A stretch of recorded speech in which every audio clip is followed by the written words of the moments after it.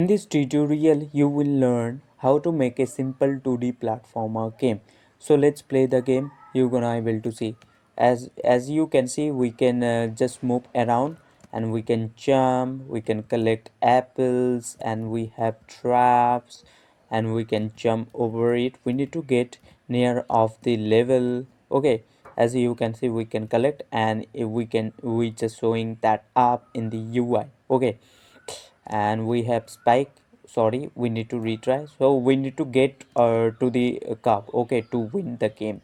So let's do that.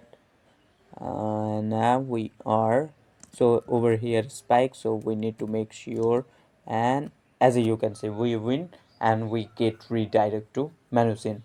You can create as many level as you want. Once he triggers with something, it's up to you. For in-depth explanation, I just only made one. Okay, and if I click on this exit button, it will exit out our game. Okay, so let's get into that again into that without furthering delay. Open up Unity Hub quickly. Okay, open up Unity Hub quickly and click on new project. Click on new project and just wait, and you can choose a version you want to make in your game. In that version, in the top you can see I am using 2020.3.9 f1, so you can choose any of version you want. So select 2D. In the top you can see 2D built-in renderer pipeline. Okay, and let's go to our right side. It says project name. You can name the project whatever you want. I'm gonna name it 2D platformer tutorial course sorry tutorial course. So 2D platformer tutorial course, and the bottom you can see location. You can choose any location you want, so click on that and you can choose the location where you want to save your game. Okay, so I'm gonna leave in local disk F. Okay, and after doing that, click on create project. Click on create project, and Unity will take a few moments, okay, to load up all the necessary things that you need to make your game. uh, so it is renderer pipeline. By default, the renderer pipeline will be added, which is a work for lighting, effects, anything like that. Okay, so I will see you once the Unity open up.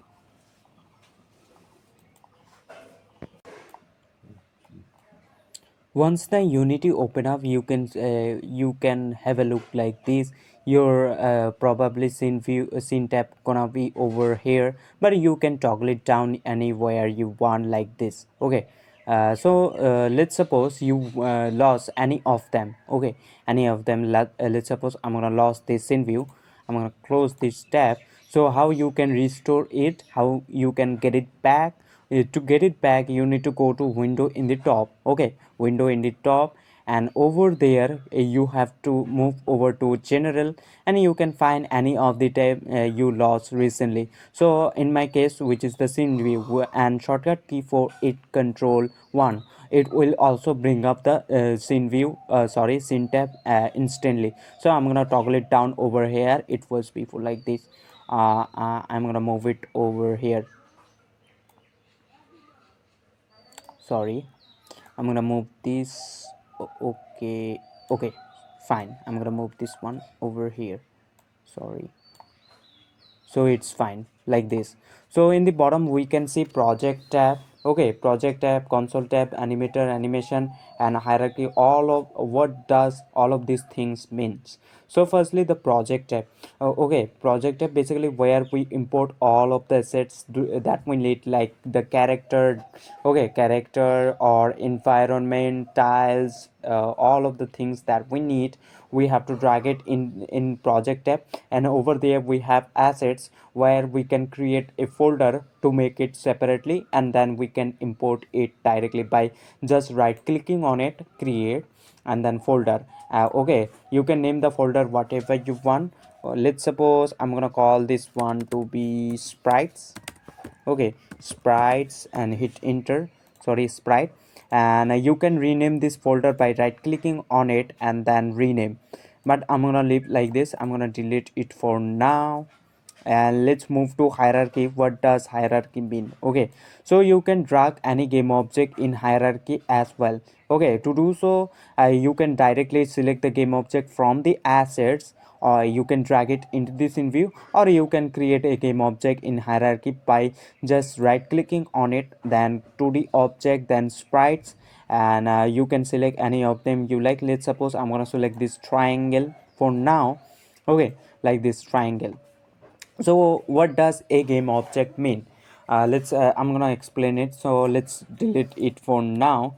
So if I right click on it and create an empty game object, you can see that this game object has transform component which has rotation, okay, which has position, rotation and scale, okay, which exists in 3D place. It has x-axis, y-axis and the z-axis, and we are not able to see it has a scale as well, a scale properties, rotation properties, all of this good stuff. And we are not able to see that game object. To see anything like that, we need a sprite renderer component. Okay, so let's add up that. What does a component mean? Let's explain it in a simple way. So select the game object, okay, and click on this head at component. Click on hit at component and find over there by typing it sprite renderer. Okay, sprite renderer, this component is responsible, or this component is will show up the sprite. Okay, basically component are just something special abilities to show to do specific things. So over here a sprite renderer just give you the visual appearing of that sprite or the character that you want to see in your game. Okay, so in this sprite slot it says none, which is empty. So you can select any icon and you can drag it to that sprite slot, or what you can do, click on this slot, okay, in the right, click on that and you can select any of them. Let's suppose this one. So as you can see, we are now able to see that. Okay, but it seems pretty quite small and not visually appealing. So let's make it bigger. To make it bigger, you just need move over to transform, then scale. Let's scale it up in the x to 5 and the scale it y to 5. Now we are able to see, and you can scale it up a little bit, increasing. So let's suppose for 10 in the y for 10. Oh, okay, now it's fine. We are able to see our sprite, which is the square. So we added a sprite renderer component which is responsible for showing up the sprite. Okay, showing up the sprite.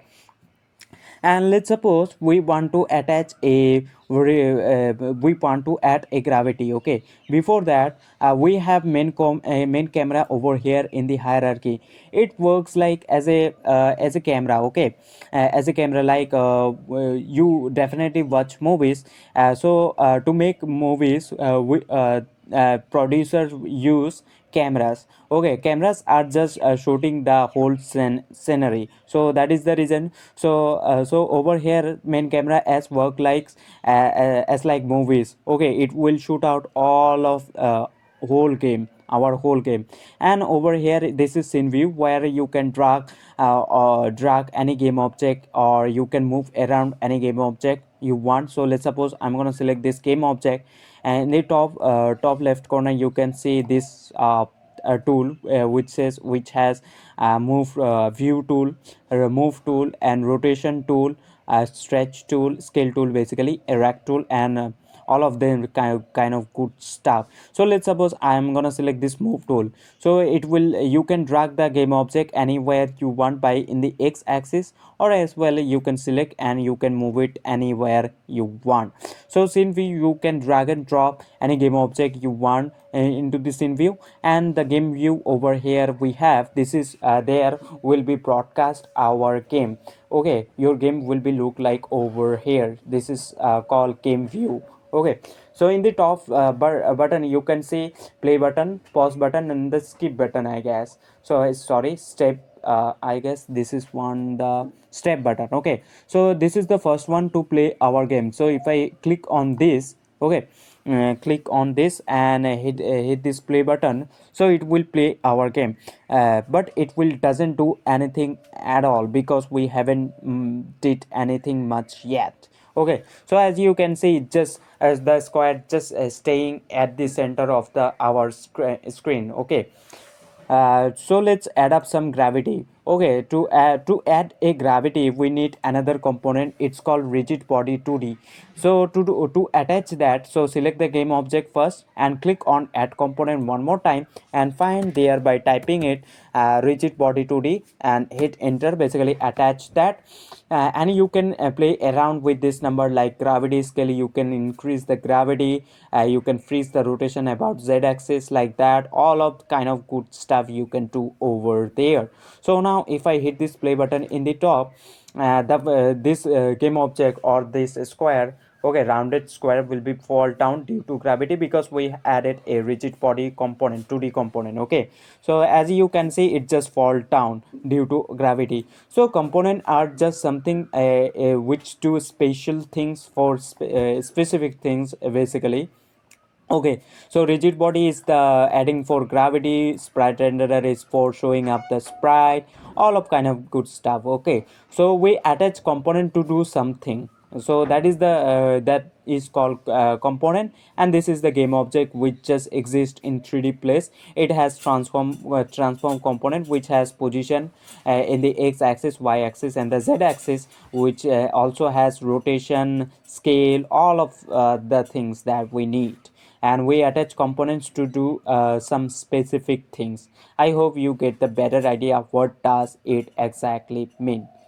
Okay, and if you lose anything like that, like animation tab, animator, project tab, you just have to go over to in the window in the top, then general. Okay, then general, and you can find any of the tab you like, and also you can see the shortcut key in the right side. And for animation you have to move over to down after general rendering. Okay, animation, you can see animation, which also you can press on your keyboard control 6 to bring up instantly, as well as the animated tab. Okay, so if you lost any, and you can toggle it down anywhere you want like this. I'm gonna move it down over here. I'm gonna move this, I guess. Okay, I'm gonna move this, sorry. Okay, it's fine now. So I hope you get the idea how what does this all of these things means. Here each dot I, okay, where we will get lots of free assets, and we're going to use that. So each dot io, and head over to browse in the top, then assets. Okay, click on assets and click on this free. Okay, and we will give going to use some free assets over here. I'm gonna cut this one, and I'm gonna use this one. Okay, pixel adventure. So let's open that up and import it. Firstly you need to download it. Okay, sorry, we need to download the assets. In the bottom we can say pixel adventure chip. So click on this download button. Okay, and click on this download, and it will take a few moments, and click on no thanks, or just take me to the downloads, or you can give some tip over here. It's up to you if you want, but I'm gonna get them all by free. So I'm gonna click on just take me to the download page. Okay, and over here you can see download. So click on download, and it going to download your zip folder. So I'm gonna click one more time. uh, I don't know, it's okay, it's downloaded. So I'm gonna move to file manager on my PC, and we need to extract all of them. So I have in download section, and over there we can see pixel adventure. So right click on that. Okay, right click on it and extract files, or extract here. I'm gonna extract files. Click on extract files. Okay, click on extract files, and okay, and you can choose where you want to extract them. Over here you can choose the location, and you can play around with this. So I'm gonna click on okay, and I'm gonna click on yes to all, and it will take a few moments. Okay, and it will extract all of them. So I have in the bottom, I guess I have to find it. So free pixel, sorry, I just messed up over there a little. So I'm gonna search over here by pixel, so it will just take a few moments. You just need to extra over here, so let's import it over here, pixel adventures. So take the folder and drag it into your assets.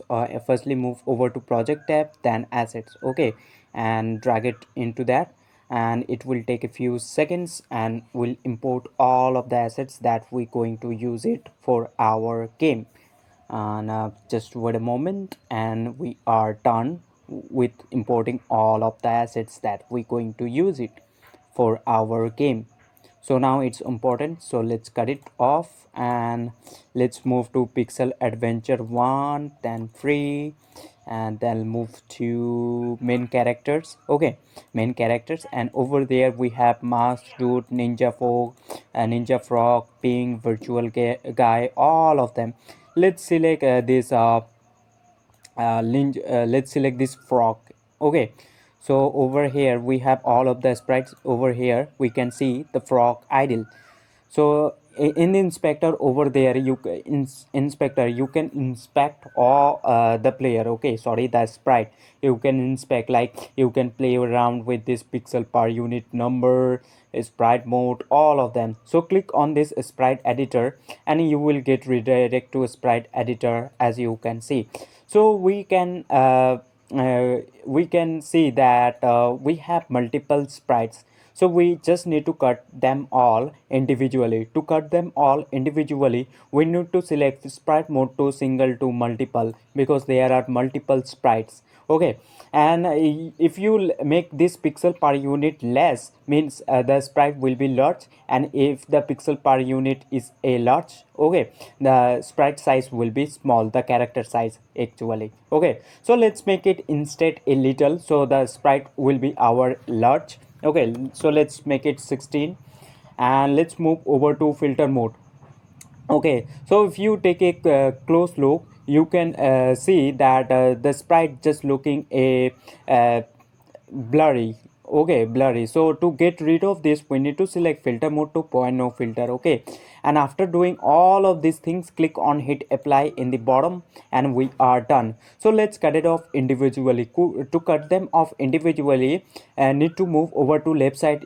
In the sprite editor you can see slice, so click on that and select automatic to grid by cell count, and count how many columns and rows it has. So we can see it has one row, and how many columns? 3, 6, 9, 9, 10, 11, I guess 10, 11. So let's put it 11 columns, I guess. Okay, 11 columns and one row. And after doing that, click on slice. Okay, click on slice, and click on apply in the right, in the top. Okay, so it's now cut it off individually. So we're going to select scene view one more time, and let's select this game object, we attach or we drag it into scene view. So we know sprite renderer component is responsible for showing up the sprite. Okay, for showing up the sprite. So let's drag the sprite. Okay, so if I click on this idle sprite sheet, okay, click on this and click on this arrow, so we can see it's cut it off individually. So I'm gonna select this game object one more time,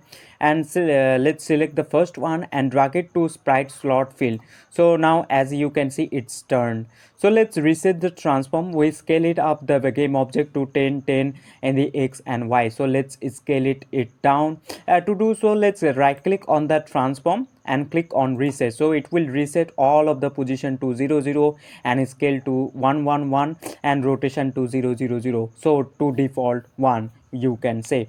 And let's rename this game object to player instead. Okay, let's call this one to player. And if we now hit play in the top, and we will able to see it will fall down due to gravity, because we added a rigid body 2D component, which we know it just add any game object gravity, and we can scale that up gravity by playing around in rigid body 2D component. So as you seen, just character just goes down due to gravity, fall down due to gravity. Okay, so let's add up a ground in the bottom. So this character or this player will fall down on top of it. To do so, let's create a test object for now. To do so, firstly move over to hierarchy. I don't know, I'm gonna drag this console out here, as well as this animator and this animation tab over. You can toggle it down anywhere you want. You can play around with this number. So if I go move to hierarchy one more time and right click on that hierarchy or hit this plus icon, let's hit it on that. Let's move to 2D object, then sprite. Let's select in the bottom square. Okay, let's select the square by move tool and let's drag it in the bottom. Okay, and let's scale this up square in the x-axis. So I'm gonna scale it up to 20. Let's put it 15 instead. Now it's fine. Let's scale that square in the y as well a little bit up. Okay, and let's drag it in the bottom. I'm gonna set to x to 0 position, so it will be center, okay, in the x. And now let's rename this to square instead of instead of square. Let's rename this to ground. To do so, right click on this, click on rename, or you can go over to inspector. Over there you can change the name. So let's do it over here. Let's call this one to be ground. Okay, and now if we hit this play button, it will fall down, or it will go through this ground, because we haven't attached a box collider 2D component which is for collision detection. Okay, so we also need to add box collider 2D component to both of this game object. So as you seen, it just go through that ground, so we need to attach box collider 2D. Okay, so firstly let's add up that box collider 2D our player game object. So select this player game object and hit this add component and find over there by typing box collider 2D. Okay, and attach that, and we can see that a green line just becomes around our sprite. So this is the our box collider, and it's just work for collision detection. Okay, and you can edit the collider by clicking on this hit edit collider, and you can edit the collider as the size of this sprite. So let's resize the collider as the size of the sprite, and let's move it down, and let's move it up a little bit. Just make this box collider size as the size of sprite. So once you are done, click on this edit collider one more time to unedit. Now it's done. Okay, and now if we hit this play button, it is still will go through that ground, because we haven't attached any box collider to the ground as well. So we need to attach box collider to the component to both of this game object, or else we won't able to get collision detection. So as you can see, it just goes through that ground. So we also need to attach, okay, we also need to attach box collider to the to this game object. Okay, to this ground. So select the ground game object and hit this add component in the inspector and find over there by typing box collider 2D and attach that. So you, if you take a close look, you can see the ground outline becomes to our ground game object. Now if I try to click on this hit button, okay, play button in the top, and see what's happening, really happening. Okay, really happening, and see what's really happening. So just wait for to compile, and now we are able to land on our ground. So as you can see, if you take a close look, the player sprite just goes through a little to the ground, into the ground, we can see. So you can resize the box collider as you need. Okay, so resize it and you are done. So I hope you get the idea how it works. Okay,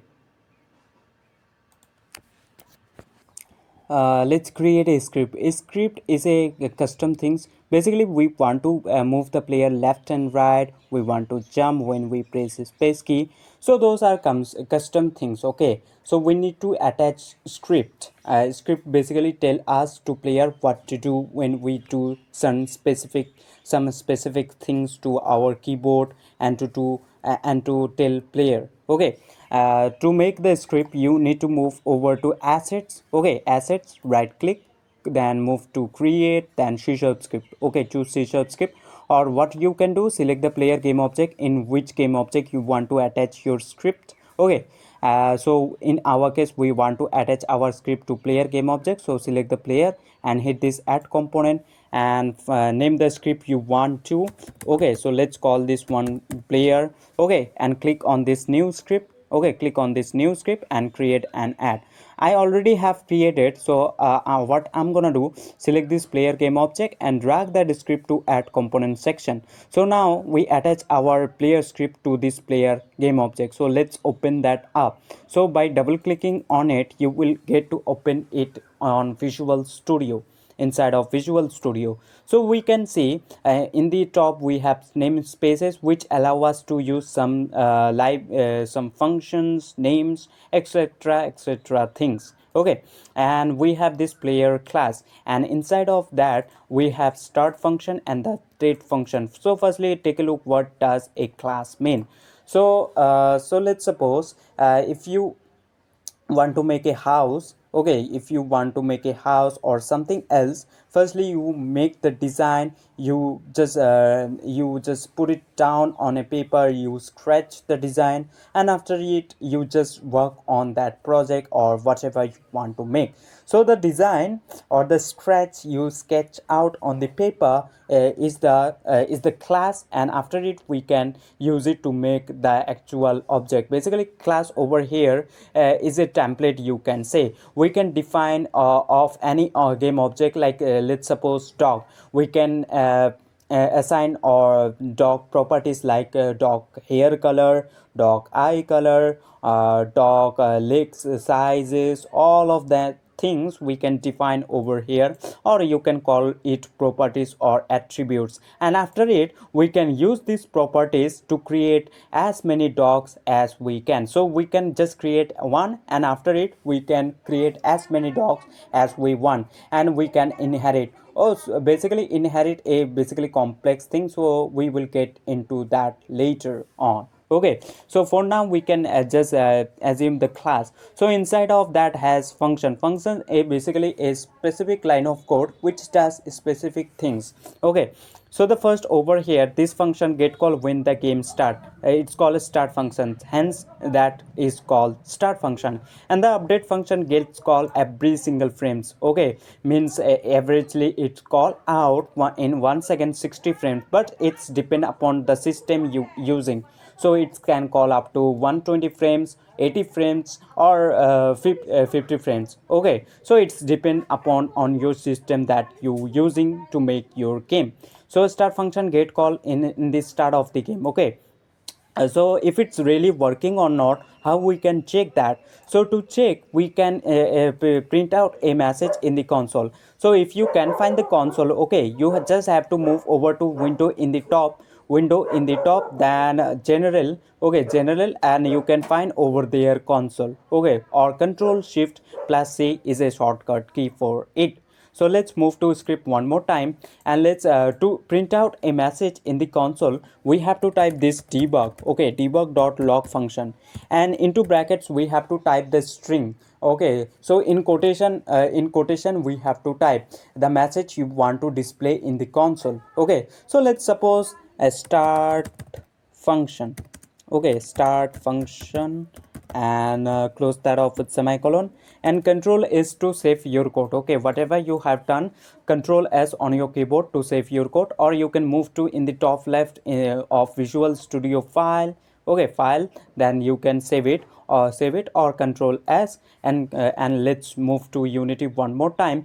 And start function get called when the game start, and it just called one time. So we're gonna able to see the message which says start function in the start of the game in the console. So select the console in the bottom and hit play in the top. So right away when the game starts, the message will pop out instantly to the console tab. So make sure it whatever, and you have to type between quotation whatever you want to say. So let's hit this play button in the top and see the result, what's it's really happening. Okay, what's really happening, and let's see the message. And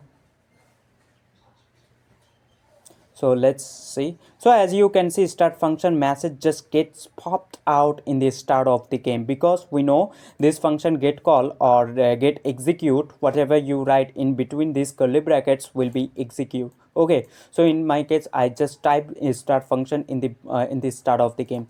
So let's hit this unplay in the top one more time. Let's open up our script. Okay, let's move to update function. Okay, so let's say if it's really working or not, or check how many times it's called when game is running. Okay, so let's print out a message as well for our update function. So debug.log we have to type for printing out any message, and quotation we let's call this to update function,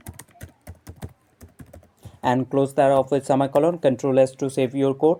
Let's move to Unity one more time and hit this play button in the top and see the result what it's really happening. Okay, and make sure you attach your script to any game object. Okay, in which game object you just want to do or tell to do some specific thing. So in our case, in my case, I just attach a player script to this player game object. Okay, make sure it if it's, and let's clear the console for now and hit this play button in the top. So firstly the start function message will pop out when the game starts, and after it update function message just will pop out every single frame, because we know update function get called every single frame. So as you can see, update function message just getting popped out every single frame. Okay, because we know that function gets called every single frame. So that is the things. Okay, that is the things. And let's resize this box collider as the size of the sprite. Okay, so select the player game object one more time and go over to box collider 2D and click on this edit collider. Let's edit the collider as the size of this sprite. Now it fine. Let's unedit one more time, click on this. Okay, and hit this play button. Now we are fine. The player will just land top of our ground, and we also need to make the movement of player will go left right if we just play around with our keyboard. So as you can see, just update function get called every single frame. So I hope you get to understand how scripting works and how you can do specific things you want. Okay, I hope you enjoyed this one. Let's open up our player script. Basically we want to move our player left and right. Okay, if we press A or D key, we should move our player left and right. So let's open up our script. Okay, player script one more time, and over here we will use this update function. So let's remove this messages from update and start, and we know how it works. I hope you enjoyed that.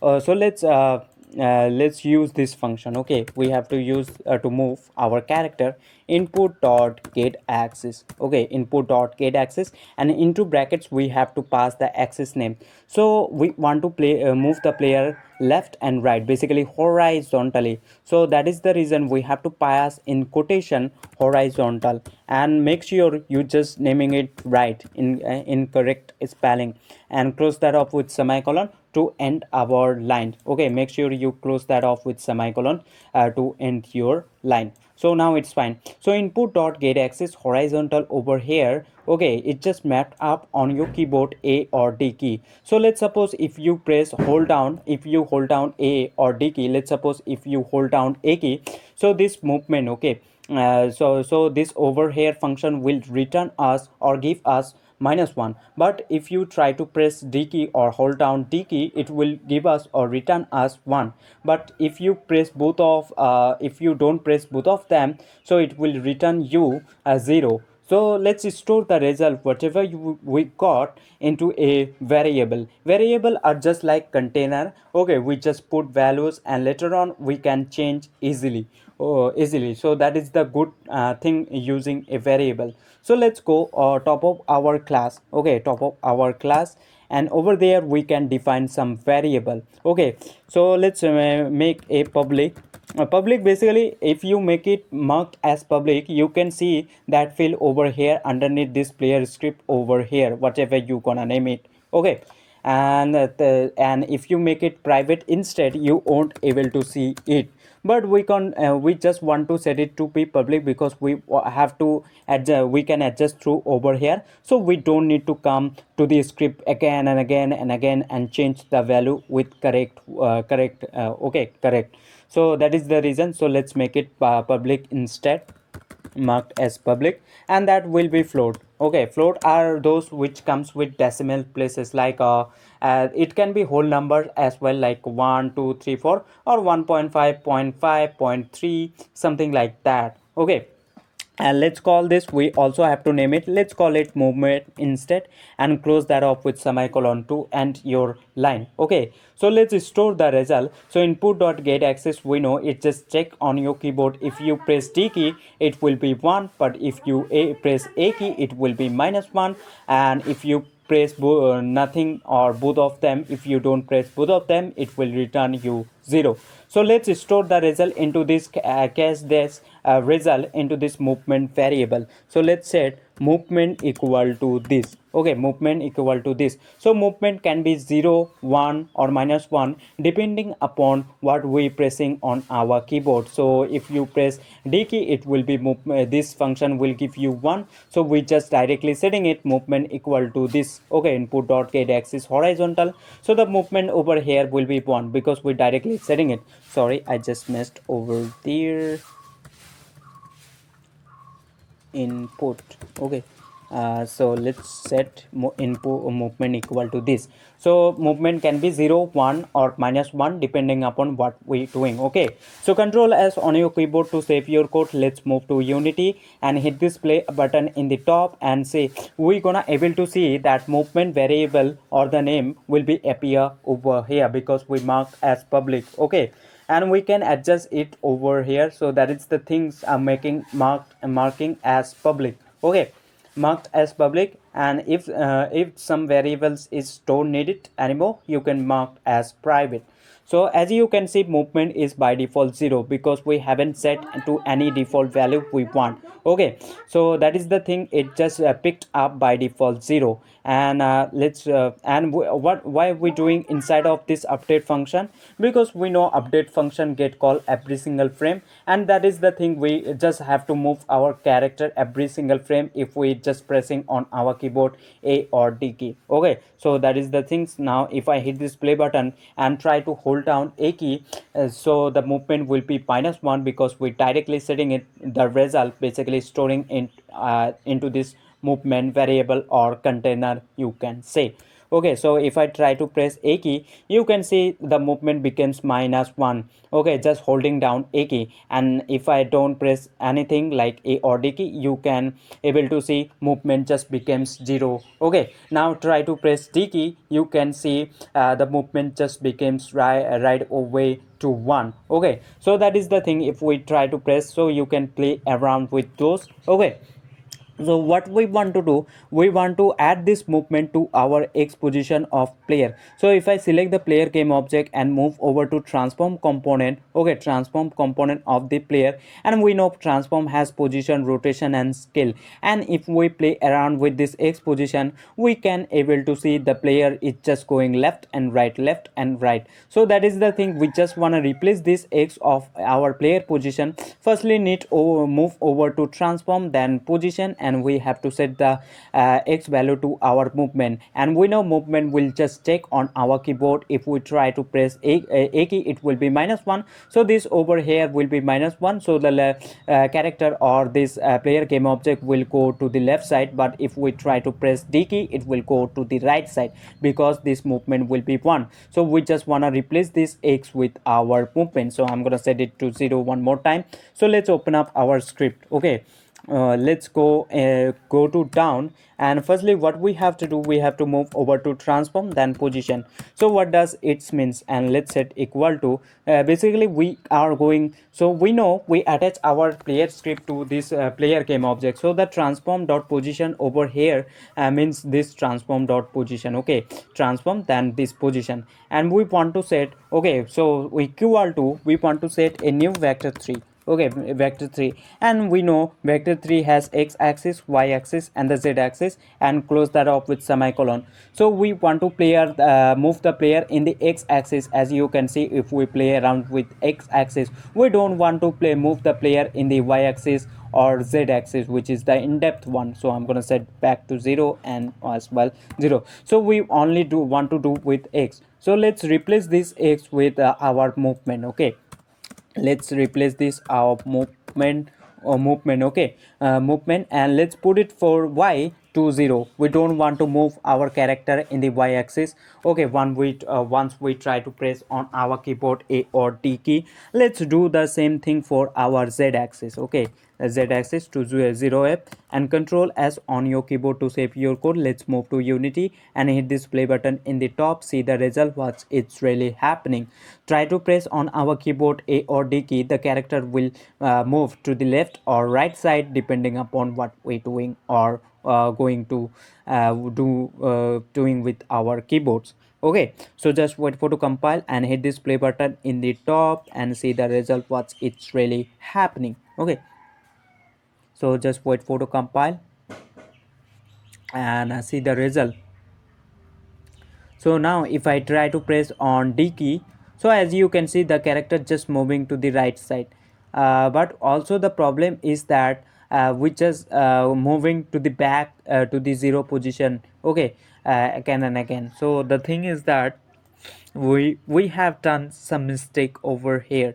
Okay, so we have to add up. Okay, so transform dot position is the current position of the player, basically means this position. Okay, and we need to just add up the change we are doing. So that is the reason we also have to plus equal, basically we adding to our current position whatever doing on our keyboard, or if we just playing around with those. Okay, so that is the reason we have to add up the thing or the change we want. So make sure you just using this plus icon in front of this equal symbol. Okay, so control s on your keyboard one more time and head again to unity and see the result. But basically we just adding to our current position that thing that okay, basically the changing.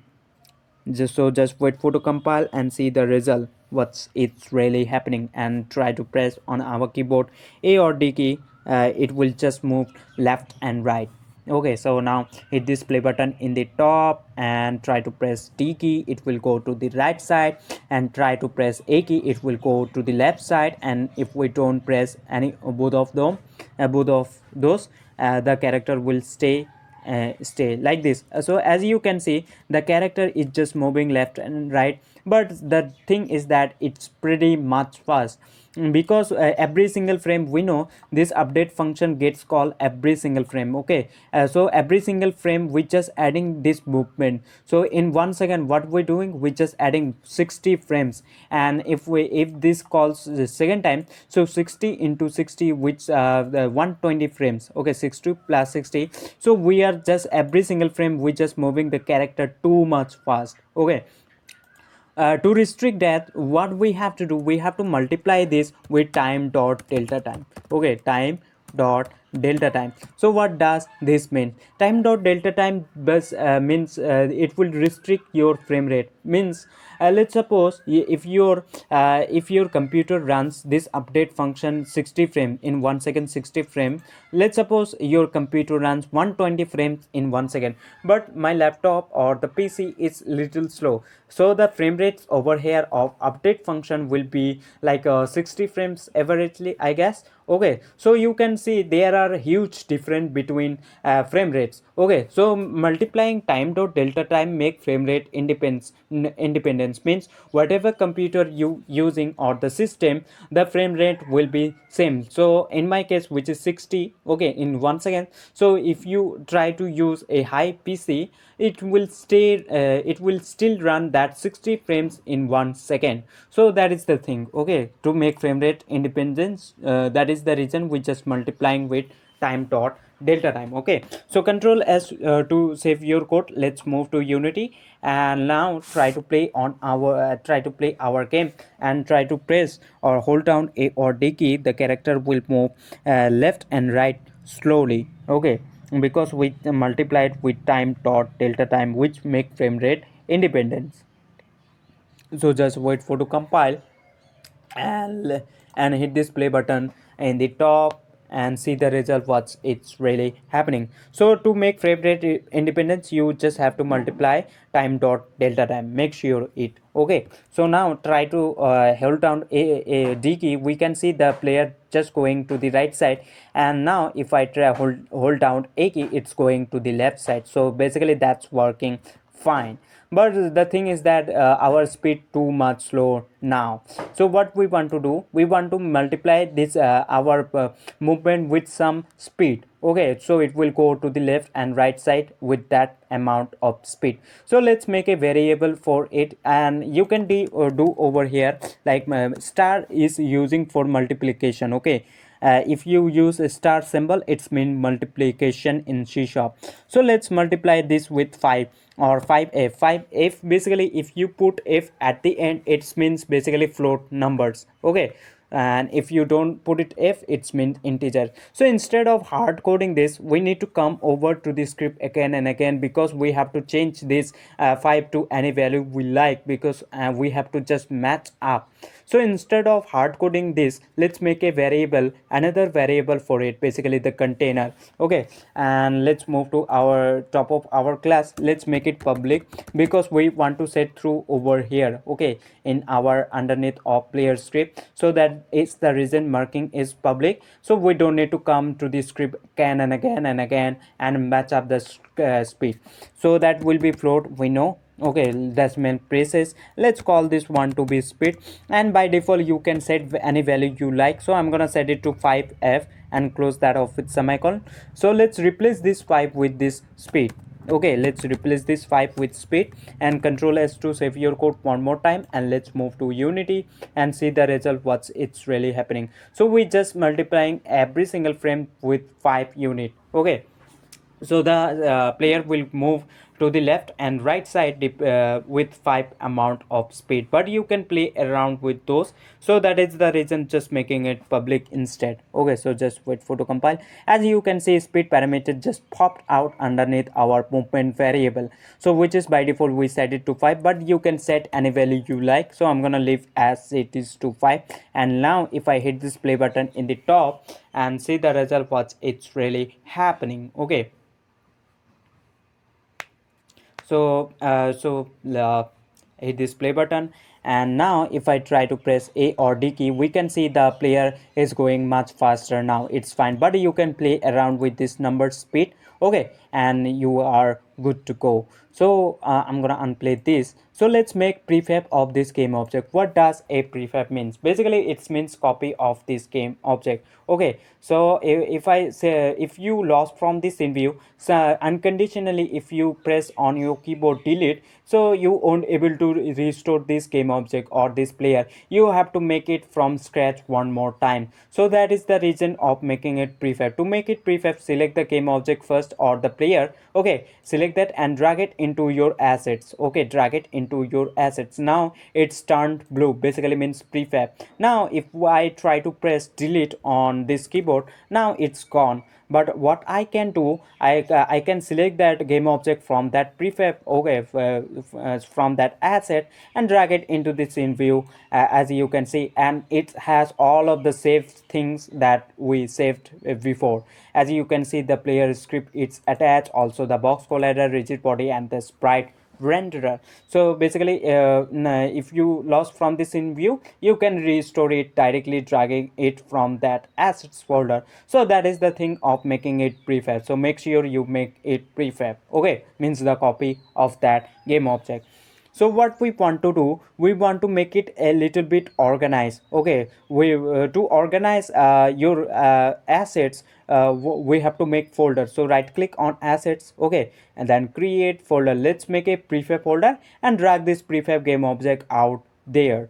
So let's call this one prefabs. Okay, and let's drag select this prefab and let's move it to that prefab folder. Now it's more organized and easy to find any game object we want. So let's do the same thing for our script. Let's make a script folder to keep it more organized. So right click on assets folder, then create, then folder, right click on assets, then create, then folder. Let's call this folder to I guess script, I guess script. Okay, let's take this script and take it into our script folder. So let's select that script and move it over to script folder, and it will take a few moments for compiling it. Now the assets, it's a little more organized and nice and clean also. Okay, so it's fine now. Now if I hit this play button in the top, it will work as fine as it was before. Okay, so I hope you get the idea how scripts works,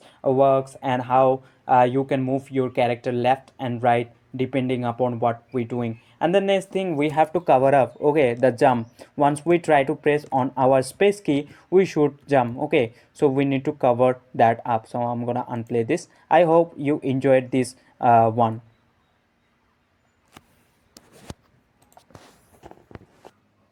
To jump on platform, so let's open up our script one more time by double clicking on it. Okay, double clicking on it, let's open that up in Visual Studio. So we want to jump. For it we have to use a if condition. Okay, let me explain you. So let's go to bottom of our update function, because we want to do inside update function. We know update function runs every single frame, and we need to check every single frame if we just messing with our any keyboards. Okay, so let's go to down, and we will check if condition. Okay, if, and we have to make first brackets and some curly brackets. So into this brackets if condition, we need to put a condition which should be true, and if it's true, whatever put inside of these curly brackets, whatever code you put inside of between these curly brackets, it will be execute or call out. Okay, but the condition over here should be true. Like we know 3 is greater than 0. Okay, 3 is greater than 0, we know this condition is absolutely right. So if this condition is true, which is absolutely true, so whatever you put inside between inside this curly brackets, it will be execute or it will be run. Let me show you how it works. So 3 is greater than 0, we know it's true. So let's print out. So for printing out, we know we have to type debug.log, and in quotation we have to type the message we want to switch. So let's say this if condition is running. Okay, if this if condition is running, close that off with semicolon, control S to save your code. Let's go to Unity, and we checking it every single frame. As you can see, we just doing it inside of update function. That is the reason. And definitely we know, of course we know that update function calls or run every single frame, so that's why it will check every single frame. That is the reason doing it over there instead of start function get called just one time. So that is the lack, or you can say something else.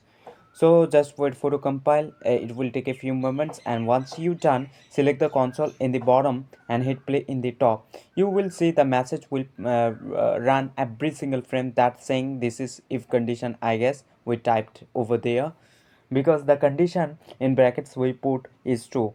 Okay, so if I now select this console, it's done compiling. If I select this console and hit this play button in the top, the message will pop out right away, because we know the condition is true. Okay, the condition is true. 3 is greater than 0, and we know which is absolutely true.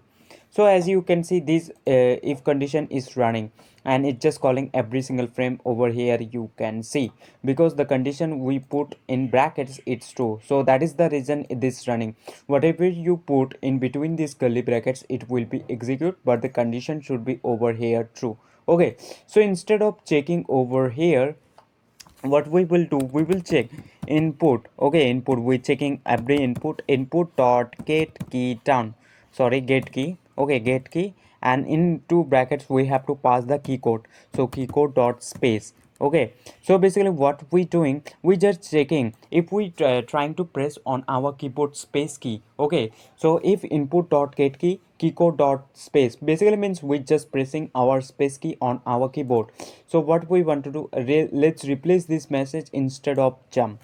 Okay, jump or something like that, and close that up with semicolon, control S to save your code. Let's go to Unity. So basically what we're doing, if input dot get key keycode dot space, basically we just pressing on our keyboard space key, and if it's, then what we're doing inside of this between inside of these brackets, we're just printing out the message says jump right away. That is the thing. Okay, so whenever we try to press the space key, this message will pop out in the console right away, says jump, but you can type whatever you want.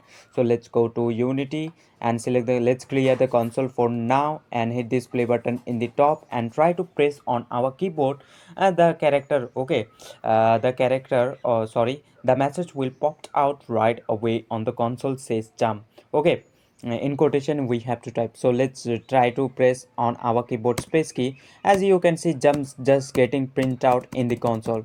Okay, as many time I am just pressing the space key. So instead of printing messages in the console, we should jump the character in the y-axis. Okay, so I'm gonna unplay this one more time, and if I select this player and move tool in the right, we want to jump in the player in the y-axis, as you can see, not the x or z axis. We just only want to jump the player in the y-axis. So we have attached already a rigid body 2D component, as you can see in the inspector right. Okay, so rigid body 2D component is responsible for adding gravity, velocity, and a lots of other things as well. You can play around with these numbers. Okay, so what we want to do over here, we need to grab the reference of this rigid body 2D component. After it, we can set the velocity of this character in the y-axis with some unit. Okay, when we try to press on our keyboard space key, so it will jump in the y-axis. So firstly we have to drag the reference of this rigid body, need to link up this rigid body, then we can set the velocity of that character. So let's grab the reference of this rigid body. To do so, let's open up our script one more time and let's go to top of our class. So as you can see that this is an rigid body 2D component field.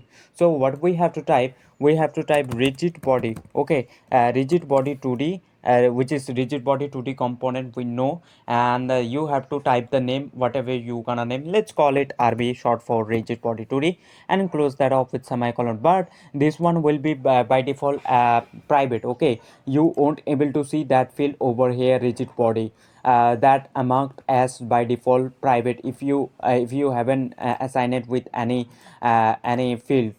So let's make it public so we can see the rigid body slot over here underneath of our player script. Okay, let's make it public. So let's type in front of this rigid body component public and control S to save your code. Let's go to Unity, and we just wanna the field rigid body 2D field will pop out right away underneath of our player script, which will be empty. So what we just have to do, we need to drag this rigid body 2D component right there.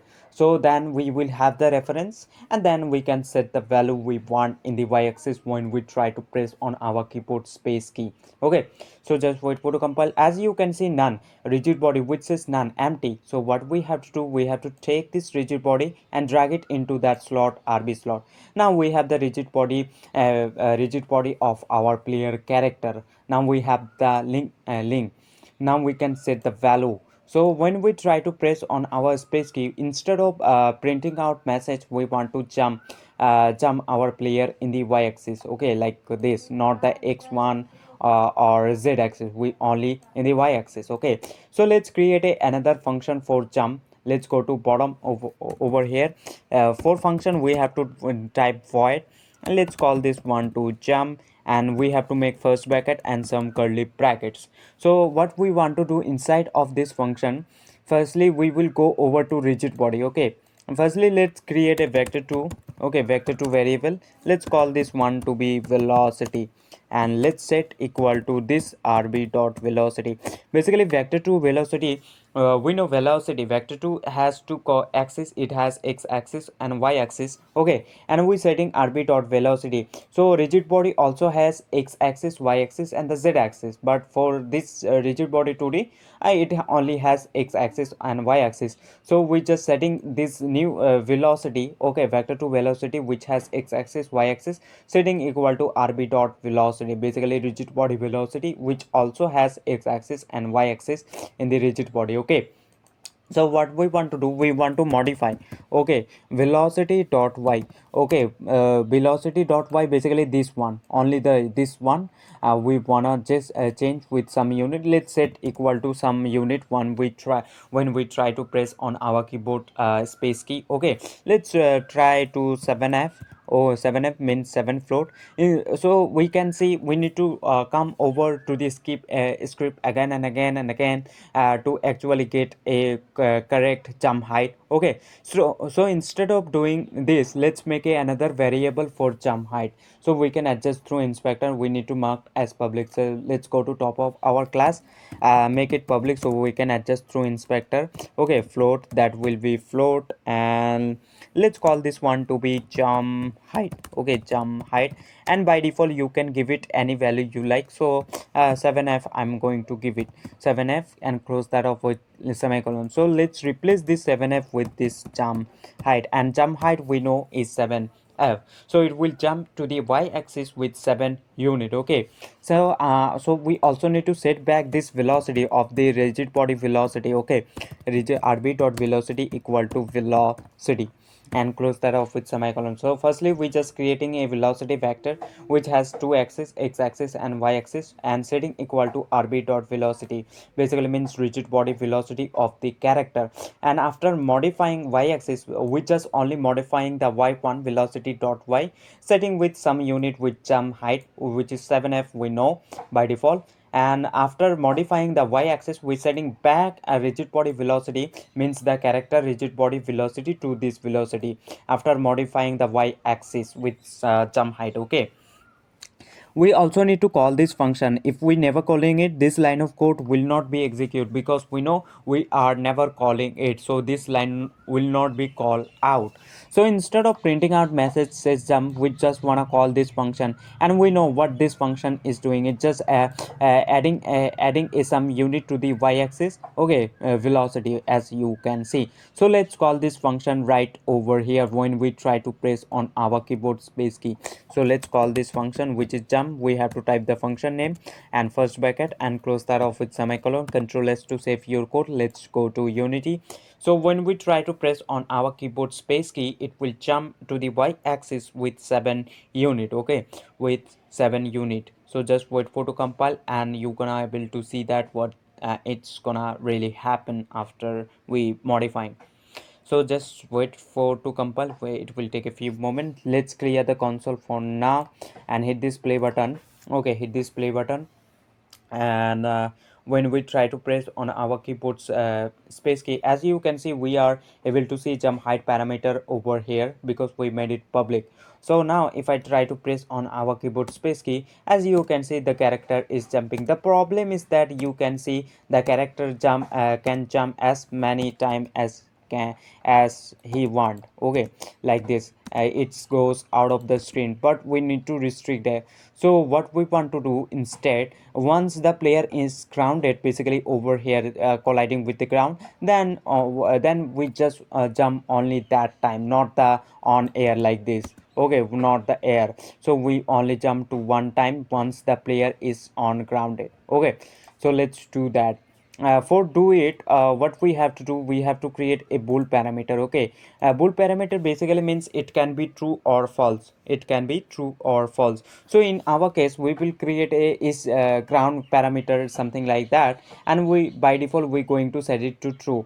And if it's true and we try to press on our keyboard space key, then we're gonna jump, and after it we will set that parameter to be false. Let me explain in code. Okay, so over here let's create top of our class a bool parameter. Okay, so it doesn't need to be public, you can mark as private. For explanation, let's make it public. I'm gonna make it public. Okay, that will be bool. Bool basically means it can be true or false, and you also have to name the variable. It's also an variable which store true or false values. Okay, let's call this one is ground, and by default I'm going to set it to true because in the start of the game it will be grounded. I'm gonna just drag it to the ground and close that off with semicolon. Okay, so over here when we try to press on our keyboard space key, what we're doing, we just calling this jump function, and we know what jump function is doing. It's just adding to the y axis some unit. Okay, so I'm also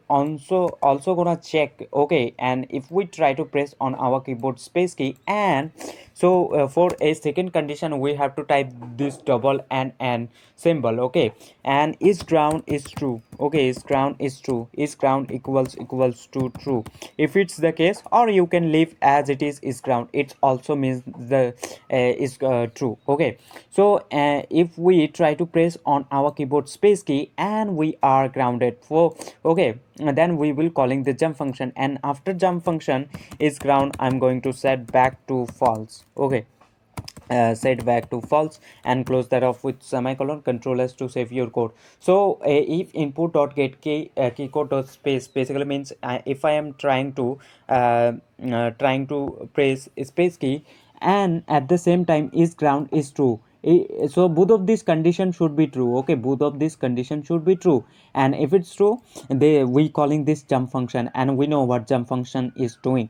And after it, I'm going to setting back is ground to false. So in the next time this condition is true, we just trying to press on our keyboard space key, but we know the second condition is false, it's not anymore true. So this jump function will not call out, because in if condition both of these condition or both of these conditions should be true if we using this and symbol. Okay, so if in input dot get key code dot space means we just pressing space key and is ground is true, so for the first time we will able to jump. For the next time we won't able to do it because is ground is false, this one is no not anymore true. Okay, so that is the reason. So control s on your keyboard to save your code. Let's go to Unity and hit this play button in the top. Okay, so for the first time we are gonna able to jump. Okay, we gonna able to jump, and for the next time we won't able to do it because we know we just setting the second condition to false and we are never setting it back.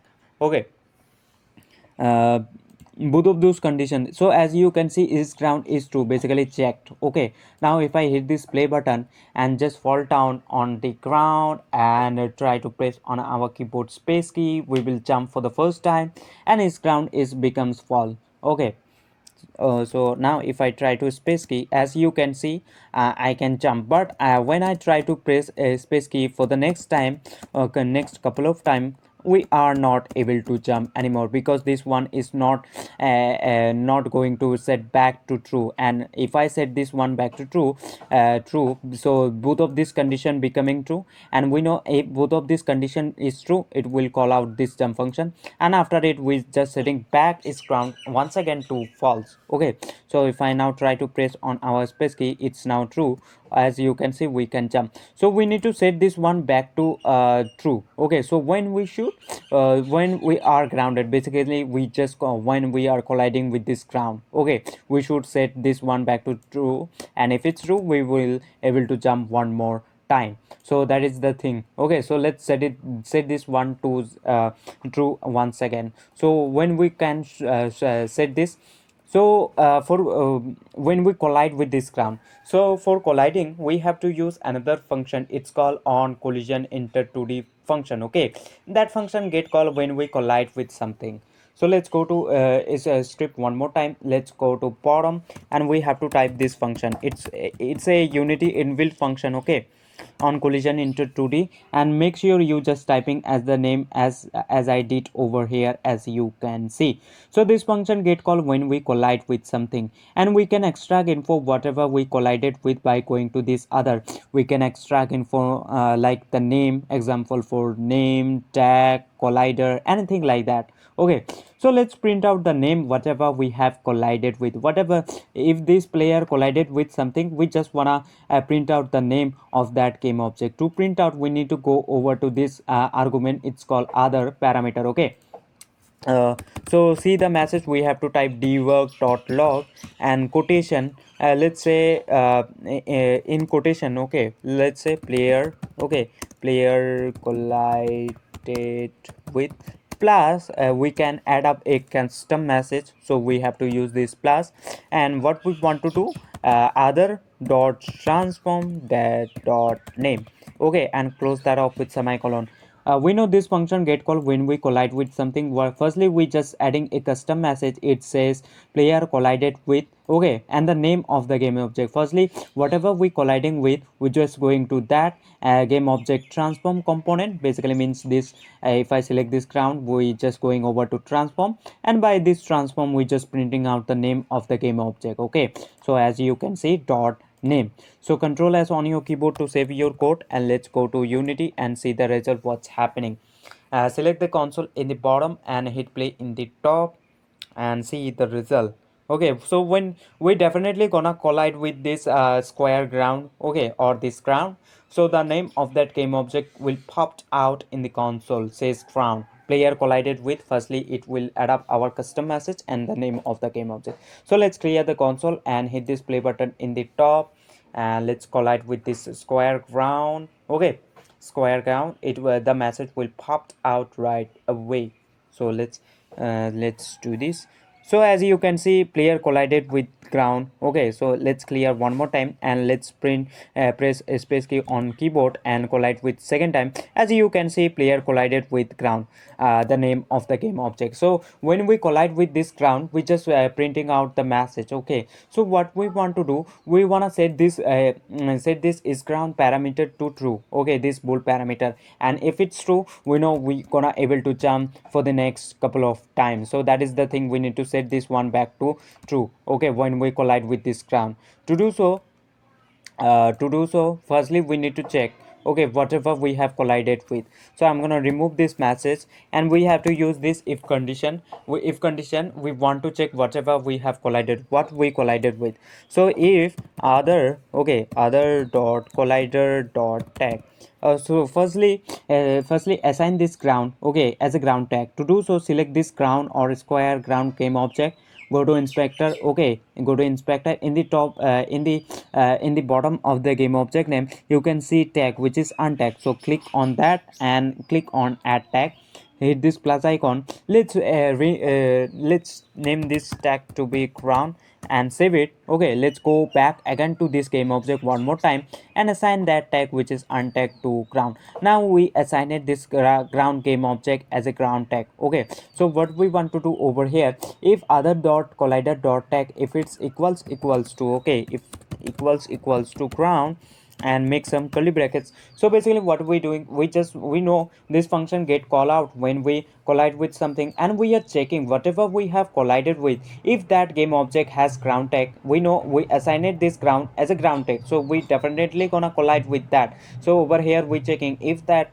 other dot collider dot tag, if it's equals to ground, means we collided with the ground game object. So what we want to do, we want to set this one back to true. And if it's true, we know if we pressing space key at the same time is ground is true, we are gonna able to call this jump function, and we know what jump function is doing. After it we setting is ground once again back to false. But when we collide with this ground for the second time, next time, okay, we gonna set this is ground to true. So let's set this. So we want to set is ground to true. Okay, one more time and close that off with semicolon. Controllers to save your code. Let's go to Unity and see the result, what's it's really happening. Okay, so whenever we collide with this ground, or this is ground in the bottom, we just setting is ground parameter to true. And we know we just taking both of those condition. If we trying to press on our keyboard space key and the same time is ground is parameter is true, and if it's so we just calling out that jump function, and we know what jump function to is doing. And after it we're setting back is ground to false. So I'm gonna clear the console one more time and hit this play button in the top and try to press on our keyboard space key. We're gonna able to jump. Okay, but we not gonna able to jump on air because we're not colliding out there the with ground, our ground. So as you can see, when we are grounded, then we just only can jump over there, not in air. As you can see, I'm just trying to press space key as many times as I can, but we are not able to jump. Okay, because if I select this player game object, we can see when we are grounded we just setting is ground parameter to true. Okay, but when we leave the ground, okay, as you can see is ground is false. But when we try collide with for the next time to the ground, as you can see we just setting is ground parameter to true, because both of these condition is becomes true. And if it's true, this jump function will call out, and after it we setting back is ground parameter to be false. But when we collide with that ground, which is just setting is ground parameter to true, and we know if it's true it will jump. So I hope you get the idea. I'm gonna unplay this. I hope you get the idea how collision works, how you can check for any game object you want, for specific things or specific game objects. I hope you get the idea how it works. I really hope you enjoyed this one as well.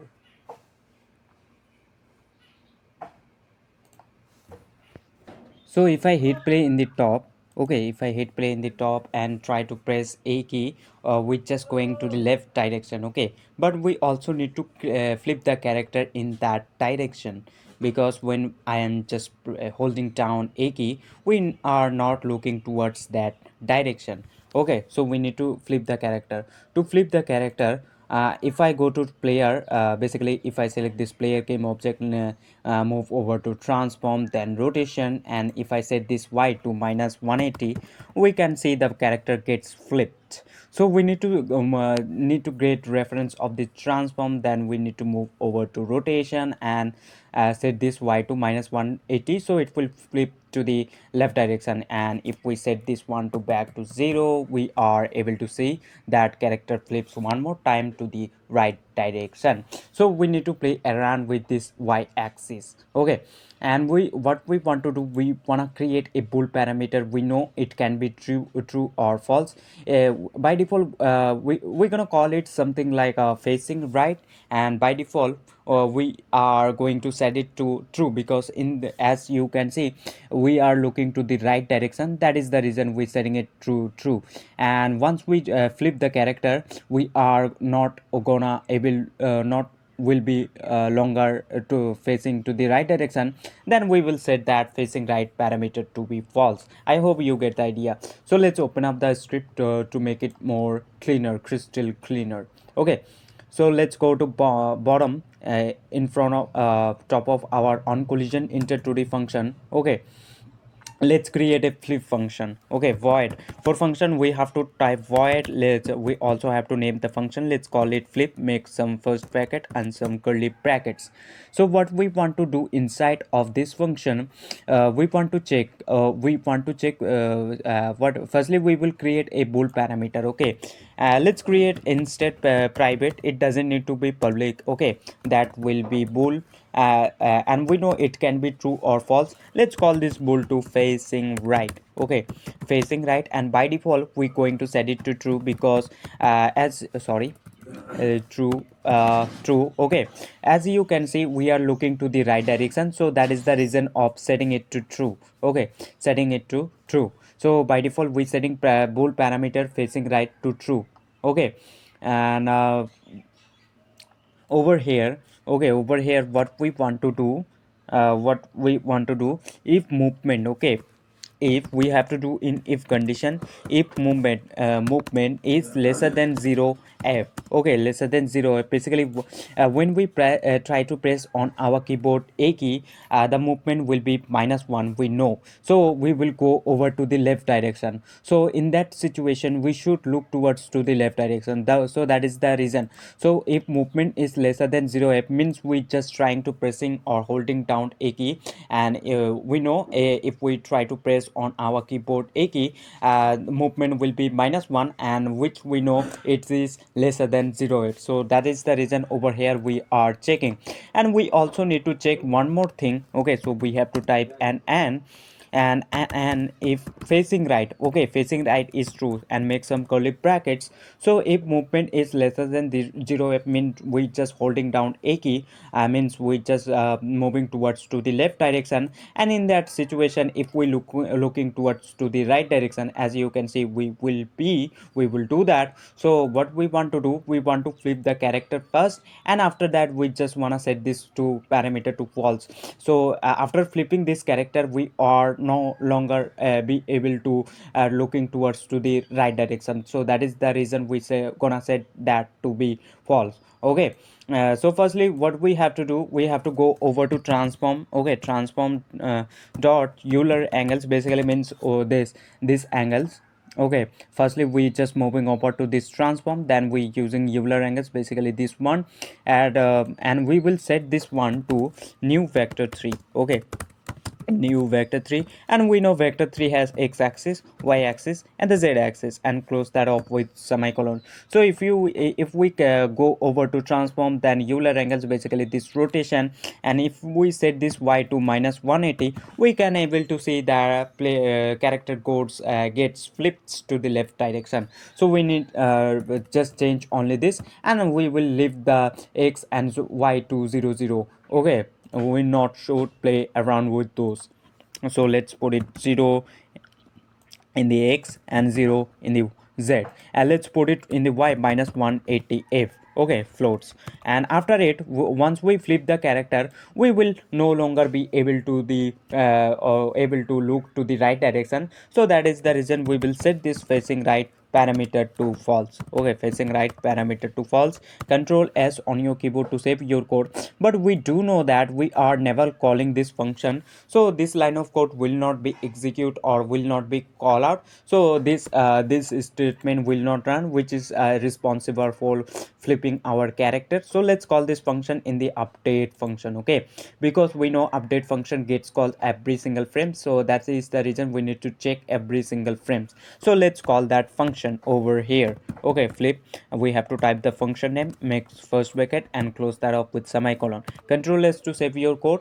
Let's go to Unity. So when we try to hold down a key, we will go to the left direction. So and we if we looking towards right direction, so we firstly just flipping our character to the left. Okay, and after that we just setting facing right parameter to be false, because we in that situation we will no able to face to the right direction anymore. So just wait for to compile and see the result what's it's really happening. Okay, so just wait for to compile, and now if I hit this play button, and try to hold down a key to my keyboard, it will get flipped to the left side. Okay, it will get flipped to the left side. So let's try this.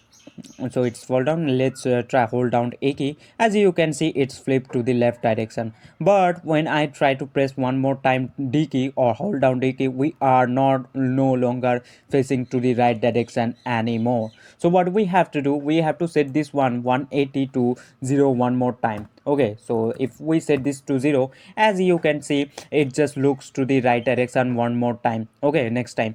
So we need to set this to 0 one more time, and after it we should set that facing right parameter to be true, because as you can see, we are to looking toward right direction one more time. So that is the thing. So let's set that. So we have to do we have to use this else if condition. Okay, else if, and in brackets we will check if movement is greater than 0. Okay, 0f means we know when we try to hold down D key, a movement will be 1, which is definitely greater than a 0. So that is the thing, and we will choose a second condition, and if facing right is false. Okay, facing right equals to false, basically facing right, and make some curly brackets.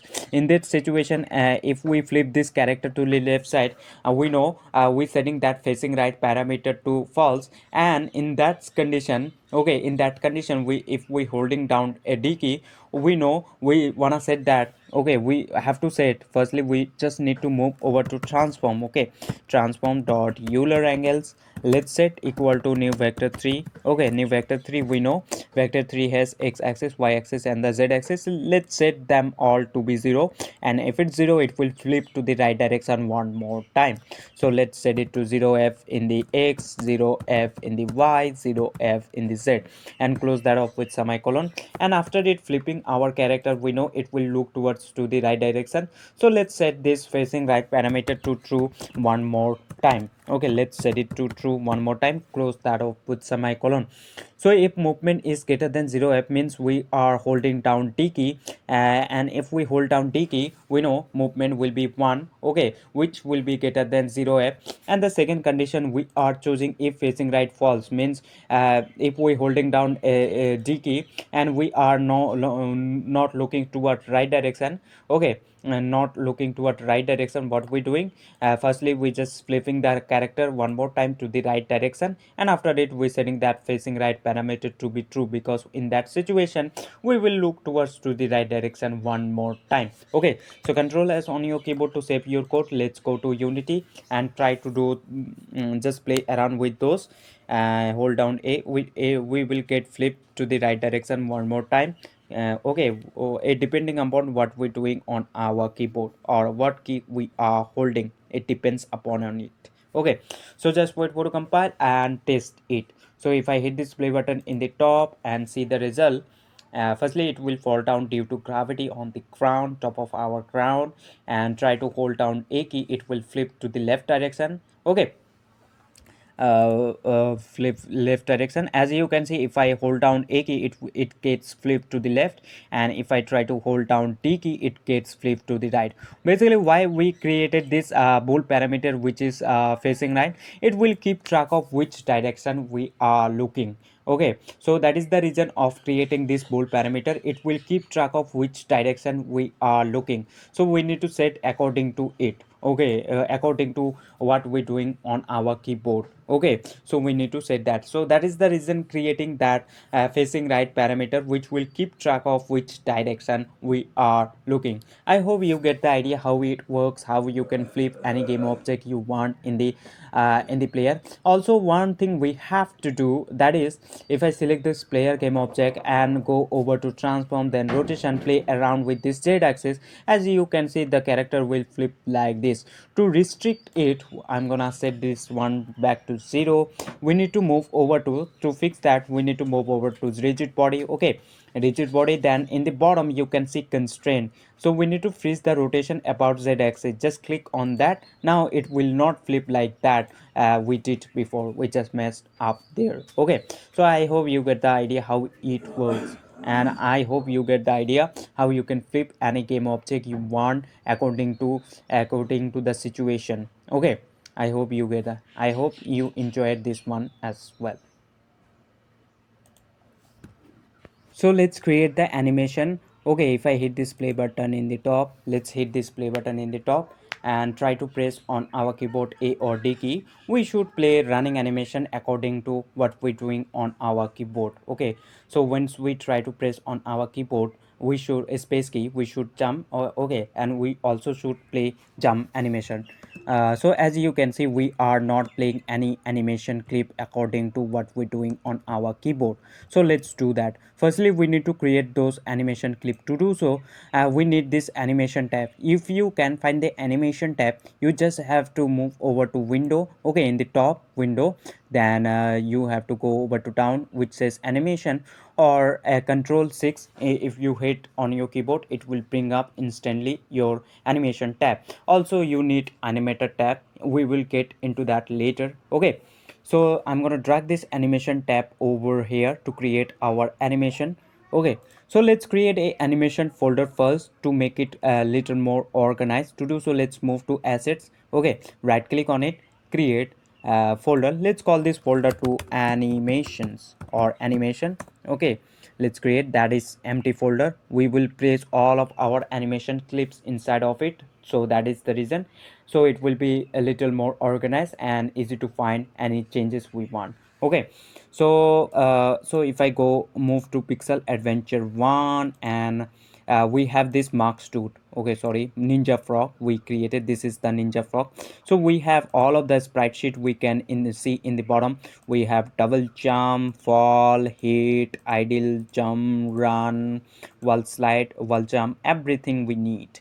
So let's create the ideal one first. Okay, ideal one first. So firstly you need to cut it off individually if you haven't done yet. So what you need to do, select this sprite sheet, go to inspector in the right. Okay, and click on this sprite editor.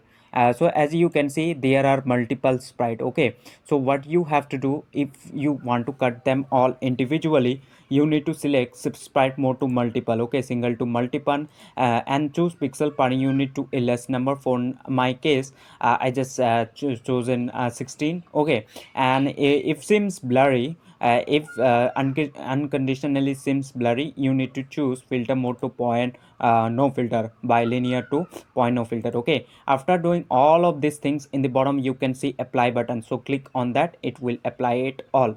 And after it, you have to go over to slice in the top left. Okay, and select grid by automatic to grid by cell count, and count how many columns and rows it has. It has 11 columns, so you can put 11 columns out here and one row. And after doing that, you click on slice and then click on apply in the right, so it will cut it off individually.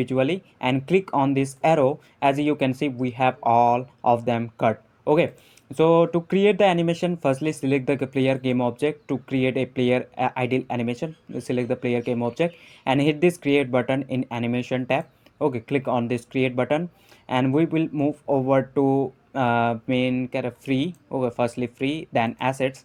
We know, or in assets we created this animation folder, we know. So let's get inside of it, and let's create a subfolder for our player animation. So right click. Okay, and then new, let's call this folder, select the folder, let's call this to player underscore animation. Okay, and let's get inside of this folder by double clicking on it, and let's rename this animation clip to player. Okay, player underscore ideal, this will be the ideal animation clip. So click on save and you are done. Okay, so you need to create, click on this create button to create your animation. Okay, so click on this, make sure it click on this record button, and drag all of the assets out here in animation tab. So select all of them by holding down shift and move it over to animation tab, and hit this play button to play your animation. So if you take a close look, it seems pretty fast. So you need to select all of the keyframes and move it over to according to you want. So let's move over to 30 and see the result, what's happening. Hit this play button one more time. So it seems pretty quite good now. So I am done. So we created this ideal animation clip. Okay, now if I hit this play button in the top, the ideal animation will be played right after the game starts. Okay, because that is the one, the default one. If you move to animator tab in the bottom, also you will get animator tab with animation as you seen. Okay, so as you can see, ideal animation clip just playing again and again and again. So if I select this animator tab in the bottom, okay, and select this player game object, so as you can see, player ideal animation clip has been added to our animator tab, and it just playing over again and again and again. So if you don't want to loop it, you need to move over to project tab where you created the animation clip. Okay, so we created this animation clip inside of this animation folder, so we will move over to that, and we created also a subfolder of our player underscore animation. So let's get into that, and we created this player underscore ideal animation clip. As you can see, you, if you want to be looped, you can uncheck this, but if you don't want, then sorry, if you want to loop, okay, check this, leave as it is. But if you don't want to loop it, uncheck this. So it will be unloop. Okay, so I'm gonna leave as it is. The ideal should play it over again and again and again when we just standing. Okay, so if I'm gonna unplay this one more time. Let's create the other animation as well, which is the running one. Firstly, we need to cut it off individually, so I am going to select that sprite sheet, so which is the ninja frog, and I will find the running one over here I have, and click on this sprite editor. So as you can see, there are multiple sprites as like ideal one. Okay, so we need to cut them all individually. So we need to select sprite mode to multiple for multiple sprite, and let's choose pixel parity unit to 16. And to get rid of blurry, we need to choose filter mode to point no filter. And after doing all of these things, click on this apply in the bottom, and we are done. So let's cut them all individually. To do so, let's click on this slice in the top left. Okay, and select automatic to grid by cell count, and count how many columns and rows it has. It has one row, and how many columns? 3, 6, okay, 9, 12. So 12 column, I guess. So let's put it 12 column right there, and click on slice and click on apply in the right. Okay, in the top right. So now it's cut it off individually. I'm gonna select this scene view one more time, and and select click on this arrow. As you can see, it's cut it off individually, all of that sprite. So let's create other animation, which is the running one. Okay, so select this player game object one more time and click on this player underscore idle over here, click on this arrow and click on create new clip. Okay, and what we want to do, firstly we will move over to free and assets. Okay, and then we know we created this animation folder, so let's move over to that. Also let's move over to subfolder and let's rename this animation to player underscore walk or run. Let's call it run instead. Run and click on save. Click on this record button and we need to drag all of the sprite out here. Select all of them by holding down shift and move it over to animation tab and hit this play button to play your animation. Seems pretty quiet first, so what we have to do, let's make spaces between these keyframes. Let's move it over to 30 as we did for our ideal one, and now hit this play button. Now it seems pretty quite good, so I'm gonna move it to 30. Okay, so it's pretty seems good.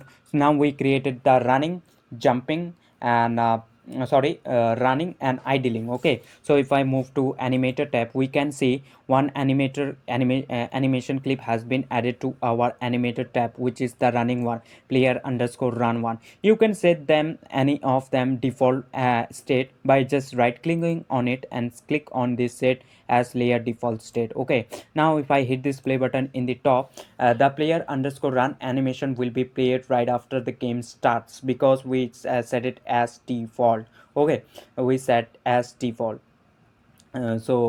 So now if I hit this play button, so as you can see the running is just playing right after the game starts because we set that one to be default. Okay, you can play around with this and you will get able to things. Okay, and other animation we have to create the jumping one, we know. Okay, to create that, get that jump animation sprite. So I'm going to move over to assets one more time. So over here we have this jump and this is the single one, so we doesn't need to choose this single sprite mode to single to multiple because this is just only one. And click on this sprite editor. It seems blurry. Okay, firstly let's choose pixel per unit 2 as we did for both of those ideal and running. So let's choose 16 and let's move over to filter mode. Pretty seems quite blurry, so that is the reason we need to choose filter mode to point no filter. Okay, and click on this apply and we are done. Now it's fine, we don't need to slice it up because this is the single one. Okay, single sprite. So we need to create that animation clip, which is the jumping one. So select this player game object one more time and click on over here. Okay, and let's create a new clip. Click on create a new clip. Let's move over to free, then assets, and we know in assets we created this animation folder, so let's move over to that and also this folder. Let's call this animation to player underscore jump. Okay, player underscore jump and click on save and hit this record button to record your animation. Let's drag this sprite right there in animation tab. Now if I hit play, it will play this just one. Okay, and click on the okay, and we are done. So if I move to animator tab, we can see all of the animation clip has been added to our animator tab, the ideal one, running one and the jumping. Now we are fine. We need to make transition between this now. Okay, I hope you get the idea. So I'm gonna set this player underscore ideal to be a default state. Player should not play running animation clip when the game start. When we try to press on our keyboard a or d key, then we should play this player underscore running animation clip as and if that doesn't we should not play that running animation clip. So I'm gonna set this player underscore ideal default state. To set this default state, just right click on that and set as layer default state. Now the ideal animation clip will be played right after the game starts. So if I hit this play button in the top and let's start the game, and the ideal animation clip will be played when the game starts because we just set it to default one. Okay, default one. So as you can see, ideal animation just clip just playing over again and again and again and again. Okay, so that is the thing. I hope you get the idea how it works. So we need to make transition between these states depending upon what we're doing on our keyboard. So I hope you get the idea how you can create animation clip. So I'm gonna select this animation tip one more time, and I'm gonna move it down over here because we created all of the animation that we need. Okay, now it's fine. So in the top left you can see file. Okay, so click on that and save it. So whatever you have done to your project, save it, so your progress will be saved, or else you will lose out all of them. So that is the reason you need to save it, or hit just Ctrl S on your keyboard. It also means the same thing. I hope you get the idea how it works.